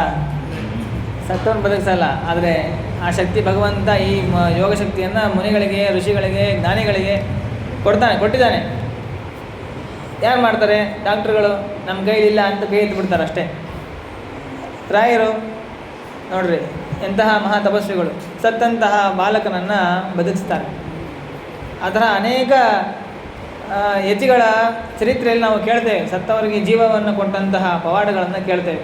ಆ ಸಾಮರ್ಥ್ಯ ಈಗಿನ ಕಲಿಯುಗದಲ್ಲೇ ಆ ಸಾಮರ್ಥ್ಯ ಜ್ಞಾನಿಗಳಿಗಿದೆ ಅಂತಂದರೆ, ಋಷಿಗಳಿಗೆ, ಮಹಾನುಭಾವರಿಗೆ ಅದೆಲ್ಲ ಇದೆ ಅಂತ ಏನು ಹೇಳೋದು? ಅಂತಹ ಮಹಾನುಭಾವರು ಬಂದರು. ಹೀಗಾಗಿ ದಶರಥ ಕೇಳಿದಾಗ ಹೇಳ್ತಾರೆ, ನೋಡಪ್ಪ, ಇಲ್ಲಿಂದ 200 ಯೋಜನ ದಕ್ಷಿಣ ದಿಕ್ಕಿನಲ್ಲಿ ವೆಂಕಟಾದ್ರಿ ಪರ್ವತ ಇದೆ. ಸುವರ್ಣಮುಖರಿ ತೀರದ ಉತ್ತರ ಭಾಗದಲ್ಲಿ 2 ಕ್ರೋಶ, 1 ಕ್ರೋಶದ ದೂರದಲ್ಲಿ ಅನೇಕ ಪುಣ್ಯ ತೀರ್ಥಗಳಿಂದ ಸಹಿತವಾದಂತಹ ಒಂದು ದೊಡ್ಡ ಹ್ರದ, ಅಂತಹ ಪರ್ವತ ನಾರಾಯಣಗಿರಿ ಅನ್ನೋದು ಅಲ್ಲಿದೆ. ಅಲ್ಲಿಗೆ ಹೋಗಿ ನೀನು ವೆಂಕಟನನ್ನು ಉಪಾಸನೆ ಮಾಡು ಅಂತಂದಾಗ, ಸೂರ್ಯ ವೈಕುಂಠ ನಾಕೇಭ್ಯ ಪ್ರಿಯೋಯಂ ವೆಂಕಟಾಚಲ ತಸ್ಮಿನ್ ಹಿ ರಮತೆ ನಿತ್ಯಂ ಶ್ರೀನಿವಾಸ ಶ್ರೀಯಾಸಃ. ವೈಕುಂಠಕ್ಕಿಂತಲೂ ಸ್ವರ್ಗಕ್ಕಿಂತಲೂ ಅತ್ಯಂತ ಪ್ರಿಯವಾದಂತಹ ಕ್ಷೇತ್ರ ಅದು. ಭಗವಂತ ಯಾವಾಗಲೂ ಅಲ್ಲಿ ನೆಲೆಸಿರ್ತಾನೆ. ದರ್ಶನಕ್ಕೋಸ್ಕರ ನೀನೊಬ್ಬನೇ ಅಲ್ಲ, ಅನೇಕ ಮುನಿಗಳು, ಸಾವಿರಾರು ಜನ, ಲಕ್ಷಾವಧಿ ಮುನಿಗಳು, ತಪಸ್ವಿಗಳು ತಪಸ್ಸು ಮಾಡ್ತಾ ಇದ್ದಾರೆ ಅಲ್ಲಿ. ಯಜಂತೆ ಮುನಿಯ ಅಮಲಾಹ ಯೋಗಿನ ತ್ರಿದಶಾಸ್ತಪಿ, ಯೋಗಿಗಳು ಮತ್ತು ದೇವತೆಗಳು ಅಲ್ಲಿ ತಪಸ್ಸು ಮಾಡ್ತಾ ಇದ್ದಾರೆ. ಸ್ವಯಂಭೂರು ಅಷ್ಟೇ ಅಲ್ಲ, ದೇವತೆಗಳಾದಂತಹ ಬ್ರಹ್ಮದೇವರೇ ಸ್ವಯಂ ಅಲ್ಲಿ ತಪಸ್ಸು ಮಾಡ್ತಾ ಇದ್ದಾರೆ. ನೋಡಿ, ಇವೆಲ್ಲ ತಪಸ್ಸು ಮಾಡ್ತಾ ಇರೋ ವಿಷಯವನ್ನು ಹೇಳ್ತಾ ಇರೋ ವಸಿಷ್ಠರು, ಅವರಿನ್ನೂ ಅಲ್ಲಿ ಬಂದಿಲ್ಲ, ಅಲ್ಲಿಂದನೇ ಎಲ್ಲವನ್ನು ನೋಡಿ ಹೇಳ್ತಾ ಇದ್ದಾರೆ. ಬ್ರಹ್ಮದೇವರು ತಪಸ್ಸು ಮಾಡ್ತಾ ಇದ್ದಾರೆ. ಯಾಕೆ? ಲೋಕಾನುಗ್ರಹ ಸಿದ್ಧತಂ ಕರಿಷ್ಯತಿ ತಪೋ ಮಹತ್, ಲೋಕದ ಮೇಲೆ ಅನುಗ್ರಹ ಮಾಡೋ ಸಲುವಾಗಿ. ಅಂತಹ ಪರಮಾತ್ಮ ಕರುಣಾಸಾಗರನಾದವನು ನಿನಗೂ ಕೂಡ ತನ್ನ ರೂಪವನ್ನು ತೋರಿಸ್ತಾನೆ. ದಾಸ್ಯತ್ಯಭೀಷ್ಟಂ ಸರ್ವೇಭ್ಯೋ ದರ್ಶನಾದೇವ ಮಾಧವ. ಯಾರ್ಯಾರು ತನ್ನ ದರ್ಶನವನ್ನು ಮಾಡ್ತಾರೋ ಎಲ್ಲರಿಗೂ ಅವರ ಅಭೀಷ್ಟೆಯನ್ನು ಕೊಡ್ತಕ್ಕಂತಹ ಭಗವಂತ ಇದ್ದಾನೆ. ತವಾಪ್ಯಭೀಷ್ಟಂ ಗೋವಿಂದೋ ದಾಸ್ಯತ್ಯೇವನ ಸಂಶಯ, ನಿನ್ನ ಅಭೀಷ್ಟೆಯನ್ನು ಕೊಡ್ತಾನೆ. ಆದ್ದರಿಂದ ನಡಿ ಅಂತ ಸರಿ ಅಂತ ಹೇಳಿ ಹೋಗ್ತೇನೆ ಅಂದರೆ, ನಾನು ಬರ್ತೀನಿ ಅಂತ ಹೇಳಿ ವಸಿಷ್ಠರು ಆ ದಶರಥನ ಜೊತೆಗೆ ಇಬ್ಬರು ಸೇರಿ, ಇಬ್ಬರು ಅಂದರೆ ರಾಜ ಅಂದಮೇಲೆ ಅವನ ಜೊತೆಗೆ ಎಲ್ಲರೂ ಇರ್ತಾರೆ. ಇಬ್ಬರು ಸೇರಿ ಹೋಗ್ತಾರೆ. ಗಂಗಾ ನದಿಯನ್ನು ದಾಟ್ತಾರೆ, ಗೋದಾವರಿಗೆ ಬರ್ತಾರೆ. ಗೋದಾವರಿಯನ್ನು ದಾಟಿ ಕೃಷ್ಣವೇಣಿಯಿಂದ ದಾಟಿ ತುಂಗಭದ್ರಾ, ಪಂಪ, ಭವನಾಶಿನಿ ಎಲ್ಲ ನದಿಗಳನ್ನು ದಾಟಿ ಅಲ್ಲಲ್ಲಿ ಸ್ನಾನವನ್ನು ಮಾಡಿ ಅನೇಕಾದಿಗಳನ್ನು ಮಾಡಿ ಬರ್ತಾರೆ. ವೆಂಕಟಾದ್ರಿ ಪರ್ವತವನ್ನು ನೋಡ್ತಾನೆ. ಯಾರು? ದಶರಥ. ದದರ್ಶಾದ ತುಂಗಶೃಂಗ ಸಮನ್ವಿತಂ ಉದ್ಯಾನಂ ನಂದನಂ ಚೈತ್ರರಥಂ. ಎಲ್ಲ ರೀತಿಯಾದಂತಹ ಏನು ವನಗಳಿದೆ ಅದಕ್ಕಿಂತಲೂ ಉತ್ತಮವಾದಂತಹ ಆ ಒಂದು ಪರ್ವತವನ್ನು ನೋಡಿ ಅತ್ಯಂತ ಸಂತೋಷ ಪಡ್ತಾನೆ. ದಶರಥ ಅಲ್ಲಿ ಏನನ್ನು ನೋಡ್ದ? ತಥೋ ರಾಜ ದಶರಥೋ ವಸಿಷ್ಠಿನ ಸಹ ಪ್ರಭು ಪಶ್ಯನ್ ವನಂ ರಮ್ಯಂ ಸಾನೂನಿ ಶಿಖರಾಣಿ ಚ. ಅನೇಕ ರೀತಿಯ ಶಿಖರಗಳನ್ನು ನೋಡಿ ಅಲ್ಲಿ ಸ್ವಾಮಿ ಪುಷ್ಕರಣಿಯನ್ನು ನೋಡ್ತಾನೆ. ಅದು ಅದ್ಭುತವಾದಂತಹ ಪುಷ್ಕರಣಿ, ಅದರ ವರ್ಣನೆಯನ್ನು ಮಾಡ್ತಾರೆ. ಅನೇಕ ರೀತಿಯ ಮುನಿಗಳನ್ನು ನೋಡ್ತಾನೆ, ತಪಸ್ಸು ಮಾಡ್ತಕ್ಕಂತಹ ಯೋಗಿಗಳು, ಮುನಿಗಳು ಅಂತ. ಯಾವ ರೀತಿ ತಪಸ್ಸು ಮಾಡ್ತಾ ಇರ್ತಕ್ಕಂಥ ಋಷಿಗಳು ಸಿಗ್ತಾರೆ ಅವನು ದಶರಥ ನೋಡ್ತಾನೆ ಅಲ್ಲಿ ಅನ್ನೋದನ್ನು ಹೇಳ್ತಾರೆ. ಒಂದು ಸತಿ ಕೇಳಬೇಕು. ಅದನ್ನು ಕೇಳೋದ್ರಿಂದಲೇ ನಮಗೆ ಪಾಪಗಳೆಲ್ಲ ನಾಶ ಆಗುತ್ತೆ. ಯಾಕೆಂದರೆ ನಾವಂತೂ ಮಾಡಲಿಕ್ಕೆ ಸಾಧ್ಯ ಇಲ್ಲ. ಈಗ ಹೇಳ್ತಿರ್ತಾರಲ್ಲ, ನಾವಂತೂ ಮಾಡಲ್ಲ ರೀ, ನೀವಾದರೂ ಮಾಡ್ತೀರಾ, ನಿಮಗೆ ನಾವು ದಕ್ಷಿಣೆ ಕೊಟ್ಬಿಡ್ತೀವಿ, ದಾನ ಮಾಡಿಬಿಡ್ತೀವಿ, ಪುಣ್ಯ ನಮಗೂ ಒಂದು ಸ್ವಲ್ಪ ಬರುತ್ತೆ ಅಂಥೇಳಿ ಪೂಜೆ ಮಾಡೋರಿಗೆ ದಕ್ಷಿಣೆ ಕೊಟ್ಟು ಮಾಡ್ತಾರಲ್ಲ, ಆ ಥರ ಇದನ್ನು ನಾವು ಈ ತಪಸ್ಸನ್ನು ಮಾಡಲಿಕ್ಕೆ ಆಗಲ್ಲ ಅಂಥೇಳಿ ತಪಸ್ಸು ಮಾಡೋರ ಚರಿತ್ರೆಯನ್ನು ಒಂದು ಸತಿ ಕಿವಿಯಿಂದ ಕೇಳಿದ್ರೆ ಸಾಕು, ನಮ್ಮ ಪಾಪಗಳು ಕಳೀತದೆ. ಅದಕ್ಕೋಸ್ಕರ ಹೇಳ್ತಾರೆ, ವೀರಾಸನೆ ಸಮಾಸೀನಾನ್ ಬದ್ಧ ಪಾದ್ಮಾಸನೆ ಸ್ಥಿತಾನ್. ವೀರಾಸನದಲ್ಲಿ ಅಂದರೆ ಮೊದಲು ಆಸನಗಳು ಮತ್ತು ಯಾವ್ಯಾವ ಪೂಜೆ ಮಾಡೋರು ಹೇಗೆ ಪೂಜೆ ಮಾಡ್ತಾ ಇದ್ದಾರೆ, ಹೇಗೆ ಯಾವ ರೀತಿಯಾದಂತಹ ಹೂಗಳಿಂದ ಪೂಜೆ ಮಾಡ್ತಾ ಇದ್ದಾರೆ, ಪ್ರಾಣಾಯಾಮವನ್ನು, ಅದೆಲ್ಲ ಅನೇಕ ರೀತಿಯ ತಪಸ್ಸನ್ನು ಹೇಳ್ತಾರೆ. ಏನು ತಿಂದು ಪೂಜೆ ಮಾಡ್ತಾ ಇದ್ದಾರೆ, ತಪಸ್ಸು ಮಾಡ್ತಾರೆ ಅನ್ನೋದನ್ನು. ಆಸನಗಳನ್ನು ಮೊದಲು ಹೇಳ್ತಾರೆ, ಯಾವ್ಯಾವ ಆಸನದಲ್ಲಿ ಕೂತಿರ್ತಾರೆ ಮುನಿಗಳು ಅಂತ. ವೀರಾಸನ, ಮತ್ತು ಪದ್ಮಾಸನ, ಭದ್ರಾಸನ, ಮತ್ತು ಕೆಲವರು ಸಿಂಹಾಸನ, ಸಿದ್ಧಾಸನ, ಕೆಲವರು ಸ್ವಸ್ತಿಕಾಸನ, ಇವೆಲ್ಲ ಆಸನಗಳು ಯೋಗದಲ್ಲಿ ಹೇಳ್ಕೊಡ್ತಾರೆ. ಇವೆಲ್ಲ ಆಸನಗಳು ಆ ಆಸನದಲ್ಲಿ ಕೂತಿರ್ತಾರೆ. ಏನು ತಿಂತಾರೆ ಆ ಋಷಿಗಳು ಅಂದರೆ ಪರ್ಣಾಸನಾನ್, ವಾಯುಭಕ್ಷಾನ್, ಗೋಮುಖಾಸನ ಸಂಸ್ಥಿತಾನ್. ಎಲೆಗಳನ್ನು ತಿನ್ನೋರು ಕೆಲವರು ಕೇವಲ ಗಾಳಿಯನ್ನು ಕುಡಿದು ತಪಸ್ಸು ಮಾಡುವವರು, ಕೆಲವರು ಹೆಬ್ಬೆಟ್ಟಿನ ಮೇಲೆ ನಿಂತು ತಪಸ್ಸು ಮಾಡುವವರು, ಕೆಲವರು ಒಂದು ಪಾದದ ಮೇಲೆ ನಿಂತು ತಪಸ್ಸು ಮಾಡ್ತಾರೆ. ಸೂರ್ಯೋನ್ಮುಖಾನ್, ಸೂರ್ಯವನ್ನು ನೋಡ್ತಾ ತಪಸ್ಸು ಮಾಡೋದು. ಸೂರ್ಯ ಉದಯ ಆದರೆ ಇಲ್ಲಿ ಕಣ್ಣಿರ್ತದೆ, ಹಾಗೇ ಕಣ್ಣು ಮೇಲೆ ಹೋಗೋದು. ಸೂರ್ಯ ಎಲ್ಲಿ ಹೋಗ್ತಾನೋ ಅಲ್ಲೇ ಮುಖ. ಸೂರ್ಯ ಅಸ್ತ ಆಗೋ ತನಕ ಸೂರ್ಯನ ನೋಡೋದು. ಸೂರ್ಯ ಅಸ್ತ ಆದಮೇಲೆ ಮತ್ತೆ ಸೂರ್ಯ ಕೆಳಗಡೆ ಬರ್ತಾನಲ್ಲ, ಅಲ್ಲಿವರೆಗೂ ಅದೇ ಥರ ಕೆಳಮುಖ ಹಾಕ್ಕೊಂಡಿರೋದು. ಸೂರ್ಯೋದಯ ಆದಮೇಲೆ ಮತ್ತೆ ಸೂರ್ಯನನ್ನು ಅಭಿಮುಖವಾಗಿ ನೋಡಿ ತಪಸ್ಸು ಮಾಡೋರು. ಆ ರೀತಿಯಾದಂತಹ ಮುನಿಗಳಿದ್ದಾರೆ. ಕಾಂಚಿತ್ ಪಂಚಾಗ್ನಿ ಮಧ್ಯಗಾನ್, ಕೆಲವರು ಪಂಚಾಗ್ನಿಗಳ 4 ಕಡೆ ಅಗ್ನಿಗಳು, ಮೇಲೆ ಸೂರ್ಯ, ಈ ರೀತಿ ಪಂಚಾಗ್ನಿ ಮಧ್ಯ ಕೂತ್ಕೊಂಡು ತಪಸ್ಸು ಮಾಡುವವರು ಕೆಲವರು. ಭೂಶಯ್ಯಾನ್, ಅವರು ಮತ್ತು ಭೂಮಿ ಮೇಲೆ ಮಲ್ಕೊಳ್ಳೋರು ಕೆಲವರು, ನೀರಿನ ಮೇಲೆ ಮಲ್ಕೊಳ್ಳೋರು ಕೆಲವರು. ಫಲಮೂಲಾಸನ, ಕೆಲವರು ಹಣ್ಣು ಮತ್ತು ಮೂಲಗಳನ್ನು, ಕಂದ ಗಡ್ಡೆಗಳನ್ನು ತಿಂದು ತಪಸ್ಸು ಮಾಡುವವರು. ಕೇವಲ ಕುಂಭಕದಲ್ಲಿ ಪ್ರಾಣಾಯಾಮ ಮಾಡಬೇಕಾದ್ರೆ 3 ರೀತಿಯಾದಂತಹ ಅವಸ್ಥೆಗಳು: ರೇಚಕ, ಕುಂಭಕ, ಪೂರಕ ಅಂತ ಹೇಳಿ. ಕುಂಭಕ ಅಂತಂದರೆ ಉಸಿರನ್ನು ಬಿಟ್ಟು ಹಿಡಿಯೋದು ಕುಂಭಕ. ಉಸಿರನ್ನು ತೊಗೊಂಡ್ರೆ ಪೂರಕ ಅಂತ ಆಗುತ್ತೆ. ಉಸಿರನ್ನು ಬಿಡೋದು ರೇಚಕ ಅಂತ. 3 ರೀತಿ. ರೇಚಕದಲ್ಲೇ ಯಾವಾಗಲೂ ಆಸಕ್ತರಾದವರು ಕೆಲವರು ಕುಂಭಕದಲ್ಲಿ ಆಸಕ್ತರಾದವರು, ಕೆಲವರು ಪೂರಕದಲ್ಲಿ ಆಸಕ್ತರಾದವರು, ಕೆಲವರು ಪ್ರಾಣವನ್ನು ರೋಧನ ಮಾಡೋರು. ಪೂರ್ಣ ವಾಯುವನ್ನು ತಗೊಂಡು ಪ್ರಾಣರೋಧವನ್ನು ಮಾಡಿ ಉಸಿರು ಗಟ್ಟಿ ಹಿಡಿದು ತಪಸ್ಸು ಮಾಡೋರು. ನಾವು ಮಾಡೋಕ್ಕಾಗಲ್ಲ ಅವೆಲ್ಲ. ಉಸಿರು ಗಟ್ಟಿ ಹಿಡಿಬಿಟ್ರೆ ಉಸಿರೇ ಹೋಗ್ಬಿಡುತ್ತೆ, ನಿಂತೋಗ್ಬಿಡುತ್ತೆ. ಆದರೆ ಯಾಕೆಂದರೆ ನಮಗೆ ಅನ್ನಗತ ಪ್ರಾಣ ಎಲ್ಲರಲ್ಲೂ ಪ್ರಾಣ ಇದೆ. ಎಲ್ಲ ರಕ್ತದಲ್ಲಿ, ಮಾಂಸದಲ್ಲಿ, ಮೂಳೆಗಳಲ್ಲಿ, ಅನ್ನದಲ್ಲಿ, ವಾಯುವಿನಲ್ಲಿ ಎಲ್ಲ ಕಡೆ ಪ್ರಾಣಗಳಿದೆ ನಮಗೆ. ಒಂದನ್ನು ಬಿಟ್ಟರೂ ಕೂಡ ಪ್ರಾಣ ಹೊರಟೋಗುತ್ತೆ. ಆ ಮುನಿಗಳು ಹಾಗಲ್ಲ. ಅವರು ಅಸ್ಥಿಗತ ಪ್ರಾಣ, ಅಸ್ಥಿ ಇರೋವರೆಗೂ ಕೂಡ ಪ್ರಾಣ ಇರ್ತದೆ ಅವ್ರದ್ದು. ಹಾಗಾಗಿ ಅವರು ಪ್ರಾಣಾಯಾಮ ಮಾಡಿದ್ರೂ ಕೂಡ ಅವ್ರಿಗೆ ಏನೂ ಆಗೋದಿಲ್ಲ. ಆದರೆ ಅದು ದೇವರಿಗೋಸ್ಕರ ಆ ರೀತಿ ಮಾಡ್ತಾರೆ. ನಾಡಿಯನ್ನು ಶುದ್ಧ ಮಾಡಿ ಸುಷುಮ್ನ ನಾಡಿ ಒಳಗಡೆ ಪ್ರಾಣವನ್ನು ನಿಲ್ಲಿಸಿ ತಪಸ್ಸು ಮಾಡೋರು ಕೆಲವರು. ದಶದ ಅನುಷ್ಠಿತೆ ಯೋಗಕರಣೆ ಸುಸಮಾಹಿತಾನ್. ಮತ್ತೆಂಥವರು? ಕೆಲವರು ಹುಲಿ ಚರ್ಮವನ್ನು ಹಾಕ್ಕೊಂಡವರು, ಕೆಲವರು ಕೃಷ್ಣಾಜಿನವನ್ನು ಹಾಕ್ಕೊಂಡಿದ್ದಾರೆ, ಕೆಲವು ವಲ್ಕಲ ನಾರು ಬಟ್ಟೆಯನ್ನು ಹುಟ್ಟಿದ್ದಾರೆ, ಕಾಷಾಯ ವಸನ ರೇಷ್ಮೆ ಬಟ್ಟೆಯನ್ನು ಹಾಕ್ಕೊಂಡವರು ಕೆಲವರು ತಪಸ್ಸು ಮಾಡೋರು. ಜಲತರ್ಪಣ ಸಂಸಕ್ತಾನ್ ಹೋಮಕರ್ಮಸು ನಿಷ್ಠಿತಾನ್. ಹೋಮವನ್ನು ಮಾಡಿ ದೇವರನ್ನು ಪೂಜೆಯನ್ನು ಮಾಡೋರು, ಯಜ್ಞವನ್ನು ಮಾಡಿ ದೇವರನ್ನು ಸಂತೋಷಗೊಳಿಸೋರು, ಪ್ರೀತಿಗೊಳಿಸೋರು ಕೆಲವರು. ಯಜ್ಞವನ್ನು ಮಾಡೋದೇ ಅವ್ರ ತಪಸ್ಸು. ಯಜ್ಞವನ್ನು ಮಾಡಬೇಕಾದ್ರೆ ಯಾವ ರೀತಿ ಯಜ್ಞ ಮಾಡ್ತಾರೆ ಅನ್ನೋದನ್ನು ಹೇಳ್ತಾರೆ. ಬಿಲ್ವ ಹೋಮ ರಥಾನ್ ಅನ್ಯಾನ್ ಶಮಿ ಹೋಮ ರಥಾನ್ ಅಪಿ. ಬಿಲ್ವ ಮರದ ಸಮಿತಿಗಳು, ಆ ಕಡ್ಡಿಗಳು, ಅದರಿಂದ ಹೋಮವನ್ನು ಮಾಡೋರು ಕೆಲವರು. ಶಮಿ ವೃಕ್ಷದ ಸಮಿತಿನಿಂದ ಹೋಮವನ್ನು ಮಾಡೋರು ಕೆಲವರು. ಆಮಲಕ ಅಂದರೆ ನಲ್ಲಿಕಾಯಿ, ಆ ಗಿಡದ ಕಾಷ್ಟದಿಂದ ಹೋಮವನ್ನು ಮಾಡ್ತಾರೆ ಕೆಲವರು. ತಿಲಾಕ್ಷತೈ ಯವೈ ಪುಷ್ಪೈ. ತಿಲ ಅಂತಂದರೆ ಎಳ್ಳಿನಿಂದ, ಅಕ್ಷತ ಅಂತಂದರೆ ಅಕ್ಕಿಯಿಂದ, ಆಮೇಲೆ ಯವ ಅಂತಂದರೆ ಜವೆಗೋಧಿ, ಆ ಜವೆಗೋಧಿಯಿಂದ, ಹೂಗಳಿಂದ ಅರ್ಚನೆ ಮಾಡೋರು. ಇದನ್ನೆಲ್ಲ ಹೋಮ ಮಾಡಿ ಪೂಜೆ ಮಾಡೋರು ಕೆಲವರು. ಆ ಹೂಗಳನ್ನು ಪೂಜೆ ಮಾಡಬೇಕಾದ್ರೂ ನಾನಾ ರೀತಿಯಾದಂತಹ ಹೂಗಳು,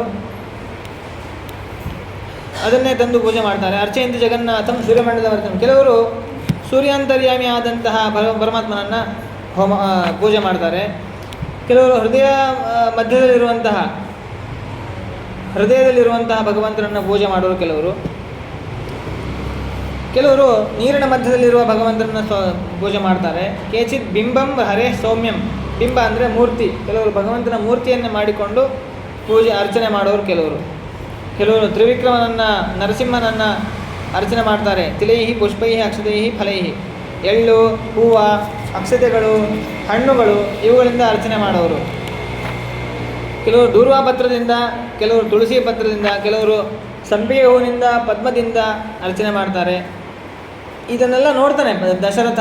ನೋಡಿ ಒಬ್ಬೊಬ್ಬರು ಏನೇನು ಮಾಡ್ತಾ ಇದ್ದಾರೆ ಅಂತ ಹೇಳ್ತಾರೆ. ಅವರೆಲ್ಲ ಅಂದರೆ ಅಷ್ಟು ಜನ ಮುನಿಗಳು ಅಲ್ಲಿ ತಪಸ್ಸು ಮಾಡೋರು ಸಿಗ್ತಾ ಇದ್ದಾರೆ ಅವನಿಗೆ. ಅಶೋಕ ಪುಷ್ಪದಿಂದ ಪೂಜೆ ಮಾಡೋರು, ನಂದ್ಯಾವರ್ತ ಪುಷ್ಪದಿಂದ, ಬಿಲ್ವ ಪುಷ್ಪ, ತುಳಸಿ ಪುಷ್ಪ, ಕೃಷ್ಣ ಶ್ವೇತ, ಕೃಷ್ಣ ಮತ್ತು ಶ್ವೇತ ಎರಡೂ ತುಳಸಿ ಅದರಿಂದ ಅರ್ಚನೆ ಮಾಡೋರು, ಮಲ್ಲಿಗೆ, ಜಾಜಿ, ಕುಸುಮ, ಮಾಲತಿ. ನಾವೇನು ಷೋಡಶ ಪೂಜೆ ಮಾಡಬೇಕಾದ್ರೆ ಶ್ರಾವಣ ಮಾಸ ಬಂದರೆ ಸಾಕು, ಎಲ್ಲ ಕಥೆಗಳಲ್ಲಿ ನಾವು ಕೇಳ್ತೀವಿ. 108 ಪುಷ್ಪ ಪೂಜಾ, ಅಷ್ಟೋತ್ತರ ಪೂಜೆಯನ್ನು ಮಾಡಬೇಕಾದ್ರೆ ಎಲ್ಲ ಹೂಗಳು ಬರ್ತದೆ. ಆ ಹೂಗಳನ್ನೆಲ್ಲ ತೊಗೊಂಡು ಇವರು ಭಗವಂತರನ್ನ ಅರ್ಚನೆ ಮಾಡ್ತಾ ಇದ್ದಾರೆ. ನಿತ್ಯವೂ ಕೂಡ ಆ ರೀತಿಯಾಗಿ ಮಾಡುವಂತಹ ಮುನಿಗಳನ್ನು ನೋಡ್ತಾನೆ ದಶರಥ. ಕೇಚಿತ್ ಗೋಪಾಲ ಬೀಜಂ. ಇನ್ನು ಮಂತ್ರಗಳು, ಯಾವ್ಯಾವ ಮಂತ್ರವನ್ನು ಅವರು ಜಪ ಮಾಡ್ತಾ ಇದ್ದಾರೆ. ಕೆಲವರು ತಾರಕ ಬ್ರಹ್ಮ ಮಂತ್ರವನ್ನು ಜಪ ಮಾಡ್ತಾರೆ. ನರಸಿಂಹ ಮಂತ್ರವನ್ನು ಜಪ ಮಾಡೋರು ಕೆಲವರು. ಗೋಪಾಲ ಬೀಜಂ, ಗೋಪಾಲಕೃಷ್ಣನ ಬೀಜ ಮಂತ್ರವನ್ನು ಜಪ ಮಾಡೋರು. ವರಾಹ ಮಂತ್ರವನ್ನು ಜಪ ಮಾಡೋರು ಕೆಲವರು. ದ್ವಾದಶಾಕ್ಷರ ಅಂದರೆ ವಾಸುದೇವ ದ್ವಾದಶಾಕ್ಷರ ಮಂತ್ರವನ್ನು ಜಪ ಮಾಡೋರು. ಅಷ್ಟಾಕ್ಷರ ಮಂತ್ರವನ್ನು, ನಾರಾಯಣ ಅಷ್ಟಾಕ್ಷರ ಮಂತ್ರವನ್ನು ಜಪ ಮಾಡೋರು. ಈ ರೀತಿಯಾಗಿ ಜಪ ಮಾಡ್ತಕ್ಕಂಥವ್ರು. ಆಮೇಲೆ ಕೆಲವರು ಅಕ್ಷಮಾಲ ಹೇಗೆ ಜಪ ಮಾಡ್ತಾ ಇದ್ದಾರೆ, ಪದ್ಮಾಕ್ಷಮಾಲ ಅದರಿಂದ ಜಪ ಮಾಡ್ತಾ ಇದ್ದಾರೆ. ಆಮೇಲೆ ತುಳಸಿ ಮಾಲದಿಂದ ಜಪ ಮಾಡ್ತಾರೆ. ಈ ರೀತಿಯಾಗಿ ನಾನಾ ರೀತಿಯಾಗಿ ಜಪ ಮಾಡೋರಂಥ ಮಧ್ಯದಲ್ಲಿ ಅನೇಕ ಮುನಿಗಳಿದ್ದಾರೆ. ಅನೇಕ ಮುನಿಗಳ ಮಧ್ಯದಲ್ಲಿ ಯಾರನ್ನು ನೋಡ್ತಾನೆ, ಚತುರ್ಮುಖ ಬ್ರಹ್ಮದೇವರನ್ನು ನೋಡ್ತಾನೆ ದಶರಥ. ತೋರಿಸ್ತಾರೆ ವಸಿಷ್ಠರು, ನೋಡಿ ಅಲ್ಲಿ ಹೇಗಿದ್ದಾರೆ ಬ್ರಹ್ಮದೇವರು. ಚತುರ್ಮುಖಂ ಚತುರ್ಬಾಹುಂ ಜಪಂತಂ ಜ್ವಲನೋಪಮಂ ಸಂಸಿದ್ಧ ಸಪ್ತಕೋಟಿ ಮಹಾಮಂತ್ರಾಣಾಂ. ರಾಯರು ಶ್ರೀಮದಾಚಾರ್ಯ ವಾಯುದೇವರ ಬಗ್ಗೆ ಹೇಳಬೇಕಾದ್ರೆ ಎಂಥವ್ರವರು ಅಂದರೆ 7 ಕೋಟಿ ಮಹಾಮಂತ್ರಗಳನ್ನು ಜಪ ಮಾಡೋರು ಅಂತ ಹೇಳಿಲ್ಲ, ಸಂಸಿದ್ಧ ಆ ಜಪದ ಸಿದ್ಧಿಯನ್ನು ಪಡೆದಂಥ ಮಹಾನುಭಾವರು ಮುಖ್ಯ ಪ್ರಾಣದೇವರು. ಬ್ರಹ್ಮದೇವರು ಅಷ್ಟೇ ಮಂತ್ರ, ಅದಕ್ಕಿಂತ ಜಾಸ್ತಿ ಮಂತ್ರ ಇಲ್ಲವೇ ಇಲ್ಲ ಅಂತ ಅರ್ಥ. ಎಷ್ಟೆಷ್ಟು ಮಂತ್ರಗಳು ವೇದದಲ್ಲಿ ಉಲ್ಲೇಖ ಮಾಡಿದಾರೋ ಆ ಎಲ್ಲ ಮಂತ್ರಗಳನ್ನು ಸಿದ್ಧಿ ಪಡ್ಕೊಂಡಂಥವರು ಸ್ವಾಮಿಗಳು. ಮಂತ್ರವನ್ನು ಜಪ ಮಾಡಿ ಮಾಡಿ ಮಾಡಿ ಸಿದ್ಧಿ ಪಡ್ಕೊಂಡಿದ್ದಾರೆ. ಹಾಗಾಗಿ ನಾವು ಅವರ ಹತ್ರ ಹೋಗಿ, ಸ್ವಾಮಿ ನಮಗೆ ಈ ಸಮಸ್ಯೆ ಇದೆ, ಅದು ಬೇಕು, ಇದು ಬೇಕು, ಮಕ್ಕಳು ಬೇಕು, ಕೆಲಸ ಬೇಕು, ಪ್ರಮೋಷನ್ ಬೇಕು, ವಿದ್ಯಾಭ್ಯಾಸ ಆಗ್ತಾ ಇಲ್ಲ, ವಿದ್ಯಾಭ್ಯಾಸ ಆಗಬೇಕು, ಎಕ್ಸಾಮ್ ಇದೆ, ಎಲ್ಲದಕ್ಕೂ ಹೋಗಿ ಮಂತ್ರಾಷ್ಟ್ರ ಕೇಳ್ತಾರೆ. ಅವ್ರು ಮಂತ್ರಿಸ್ಕೊಡ್ತಾರೆ, ಆ ಕೆಲಸ ಆಗ್ತದೆ. ಯಾಕಾಗತ್ತೆ? ಯಾಕೆಂದರೆ ಅವರು ನಿತ್ಯವೂ ಕೂಡ 72 ಮಹಾಮಂತ್ರಗಳನ್ನು ಶ್ರೀಮದಾಚಾರ್ಯರು ಉಪದೇಶ ಮಾಡಿರ್ತಕ್ಕಂತಹ ತತ್ವಸಾರ ಸಂಗ್ರಹದಲ್ಲಿ ಮಾಡಿರುವಂತಹ 72 ಮಹಾಮಂತ್ರಗಳನ್ನು ಜಪ ಮಾಡ್ತಾರೆ, ನಿತ್ಯವೂ ಜಪ ಮಾಡ್ತಾ ಇದ್ದಾರೆ. ಅಂತಹ ಜಪ ಮಾಡುವಂತಹ ಯತಿಗಳಿಗೆ ಅಷ್ಟು ಸಿದ್ಧಿ ಇರಬೇಕು ಅಂತಂದರೆ ಸಾಕ್ಷಾತ್ ಬ್ರಹ್ಮದೇವರು ಅನಂತ ವೇದಗಳನ್ನು, ಸರ್ವ ವೇದಗಳನ್ನು ಅವರು ಬುದ್ಧಿಯಲ್ಲಿ ಧಾರಣ ಮಾಡಿರ್ತಕ್ಕಂಥವ್ರು. 7 ಕೋಟಿ ಮಹಾಮಂತ್ರಗಳ ಸಿದ್ಧಿಯನ್ನು ಪಡೆದವರು. ಹಾಗಾಗಿಯೇ ಎಲ್ಲ ದೈತ್ಯರು ದೇವತೆಗಳು ಅವರನ್ನೇ ತಪಸ್ಸು ಮಾಡ್ತಾರೆ, ಅವರಿಂದ ವರ ಪಡಿತಾರೆ. ಬ್ರಹ್ಮದೇವರನ್ನು ತಪಸ್ಸು ಮಾಡೋದು ಅವಧ್ಯರಾಗಬೇಕು ಅಂತ ಹೇಳೋದು ಮುಗೀತು. ಯಾವ ದೇವತೆಗಳು ಏನು ಮಾಡಲಿಕ್ಕಾಗಲ್ಲ ಅಂತಹ ಬ್ರಹ್ಮದೇವರು. ಆ ಬ್ರಹ್ಮದೇವರು ಹೇಗೆ ಕಾಣಿಸ್ತಾ ಇದ್ದಾರೆ ಅಂತಂದರೆ ಜ್ವಲನೋಪಮಂ, ಅಗ್ನಿಯಂತೆ ಪ್ರಜ್ವಲಿಸ್ತಾ ಇದ್ದಾರೆ. ಸ್ಫಾಟಕಿ ಅಕ್ಷಮಾಲಾಂ ಧಾರಯಂತಂ ಮಹೋಜಸಂ. ಅಂತಹ ಬ್ರಹ್ಮದೇವರನ್ನು ನೋಡ್ತಾನೆ. ತತ್ರ ಯೋಗಿ ಮುನೀನ್ ಸರ್ವಾನ್ ದೇವಾನ್ನತ್ವ ಯಥಾವಿಧಿ. ಎಲ್ಲ ಮುನಿಗಳನ್ನು, ದೇವತೆಗಳನ್ನು ನಮಸ್ಕಾರವನ್ನು ಮಾಡಿ ಅವನು ಅತ್ಯಂತ ಆಶ್ಚರ್ಯಪಟ್ಬಿಡ್ತಾನೆ. ಏನಿದು, ನಾನು ಯಾರು ಇರೋದಿಲ್ಲ, ನಿರ್ಜನ ಪ್ರದೇಶದಲ್ಲಿ ಬಂದು ತಪಸ್ಸು ಮಾಡಬೇಕು ಅಂತ ಅಂದ್ಕೊಂಡ್ರೆ ಇಷ್ಟೆಲ್ಲ ಮುನಿಗಳು ತಪಸ್ಸು ಮಾಡ್ತಾ ಇದ್ದಾರೆ. ಎಂತಹ ಪವಿತ್ರವಾದಂತಹ ಈ ಪರ್ವತ. ಆವಾಗ ವಸಿಷ್ಠರು ಹೇಳ್ತಾರೆ, ನೋಡಪ್ಪ ರಾಜ, ನೀನು ಬ್ರಹ್ಮದೇವರೇ ಇವರಲ್ಲಿ ತಪಸ್ಸು ಮಾಡ್ತಾ ಇದ್ದಾರೆ, ತೀವ್ರವಾದ ತಪಸ್ಸು, ನೀನು ಕೂಡ ತಪಸ್ಸು ಮಾಡು. ತಮಪತ್ರ ಶುಚಿರ್ಭೂತ, ನೀನು ಸ್ನಾನ ಮಾಡು, ಸ್ವಾಮಿ ಪುಷ್ಕರಣಿ ಸ್ನಾನ ಮಾಡು, ಜಪವನ್ನು ಮಾಡು. ಇಲ್ಲಿ ನಿನಗೆ ಭಗವಂತ ಒಲಿತಾನೆ.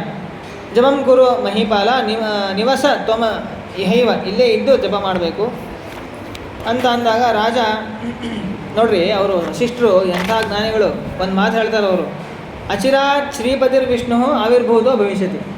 ಈ ಎಲ್ಲ ಮುನಿಗಳು ತಪಸ್ಸು ಮಾಡ್ತಾ ಇದ್ದಾರಲ್ಲ, ಬ್ರಹ್ಮದೇವರು ತಪಸ್ಸು ಮಾಡ್ತಾ ಇದ್ದಾರೆ, ಸ್ವಲ್ಪ ಹೊತ್ತೇ ಸಾಕು, ಭಗವಂತ ಸ್ವಲ್ಪ ಹೊತ್ತರಲ್ಲೇ, ಸ್ವಲ್ಪ ದಿವಸಗಳಲ್ಲೇ ಪ್ರಕಟನ ಆಗ್ತಾನೆ, ಎಲ್ಲರಿಗೂ ಪ್ರತ್ಯಕ್ಷ ಆಗ್ತಾ ಇದ್ದಾನೆ.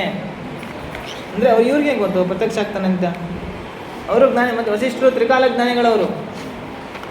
ಭಗವಂತ ಪ್ರತ್ಯಕ್ಷ ಆಗೋದನ್ನು ಇವ್ರು ಕಂಡು ಹೇಳ್ತಾರೆ ನೋಡ್ರಿ. ಎಂಥ ನಿಶ್ಚಯ ಇರಬೇಕು ಅವನಿಗೆ.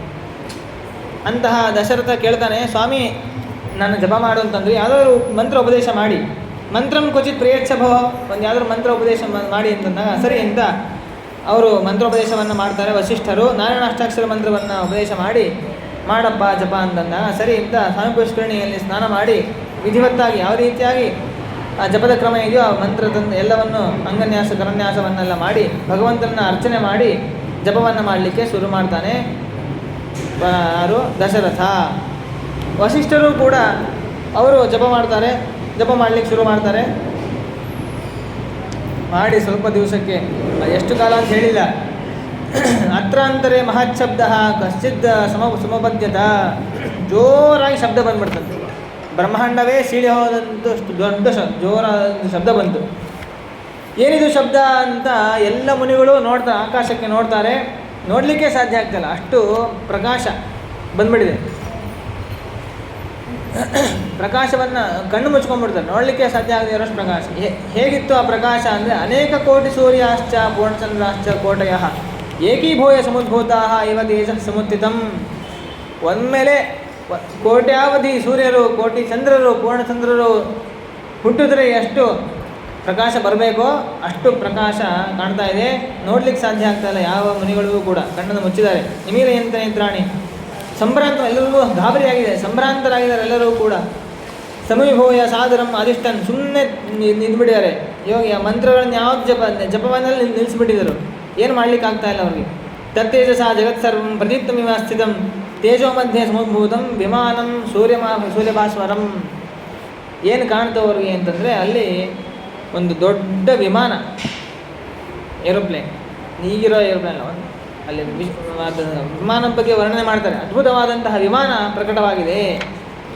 ಹೇಗಿತ್ತು ಆ ವಿಮಾನ ಅನ್ನೋದನ್ನ ಬಗ್ಗೆನೇ ಅನೇಕ ಶ್ಲೋಕಗಳು ಹೇಳ್ತಾರೆ. ಅನೇಕ ಗೋಪುರಗಳಿತ್ತು ಅಲ್ಲಿ, ಅನೇಕ ವಾರಣೆ ಇರುತ್ತಂ, ನಾನಾ ರೀತಿಯಾದಂತಹ ಆನೆಗಳು, ತಪ್ತ ಹಾಟಕ ನಿರ್ವಾತ ಕವಾಟ ಗಣಶೋಭಿತಂ, ನಾನಾ ರೀತಿಯಾದಂತಹ ಬಾಗಿಲುಗಳಿತ್ತು ಅಲ್ಲಿ, ಬಂಗಾರಮಯವಾದ ಬಾಗಿಲುಗಳು, ರತ್ನ ಮುತ್ತು ಇವುಗಳಿಂದ ನಿರ್ಮಿತವಾದಂತಹ ಆ ವಿಮಾನ.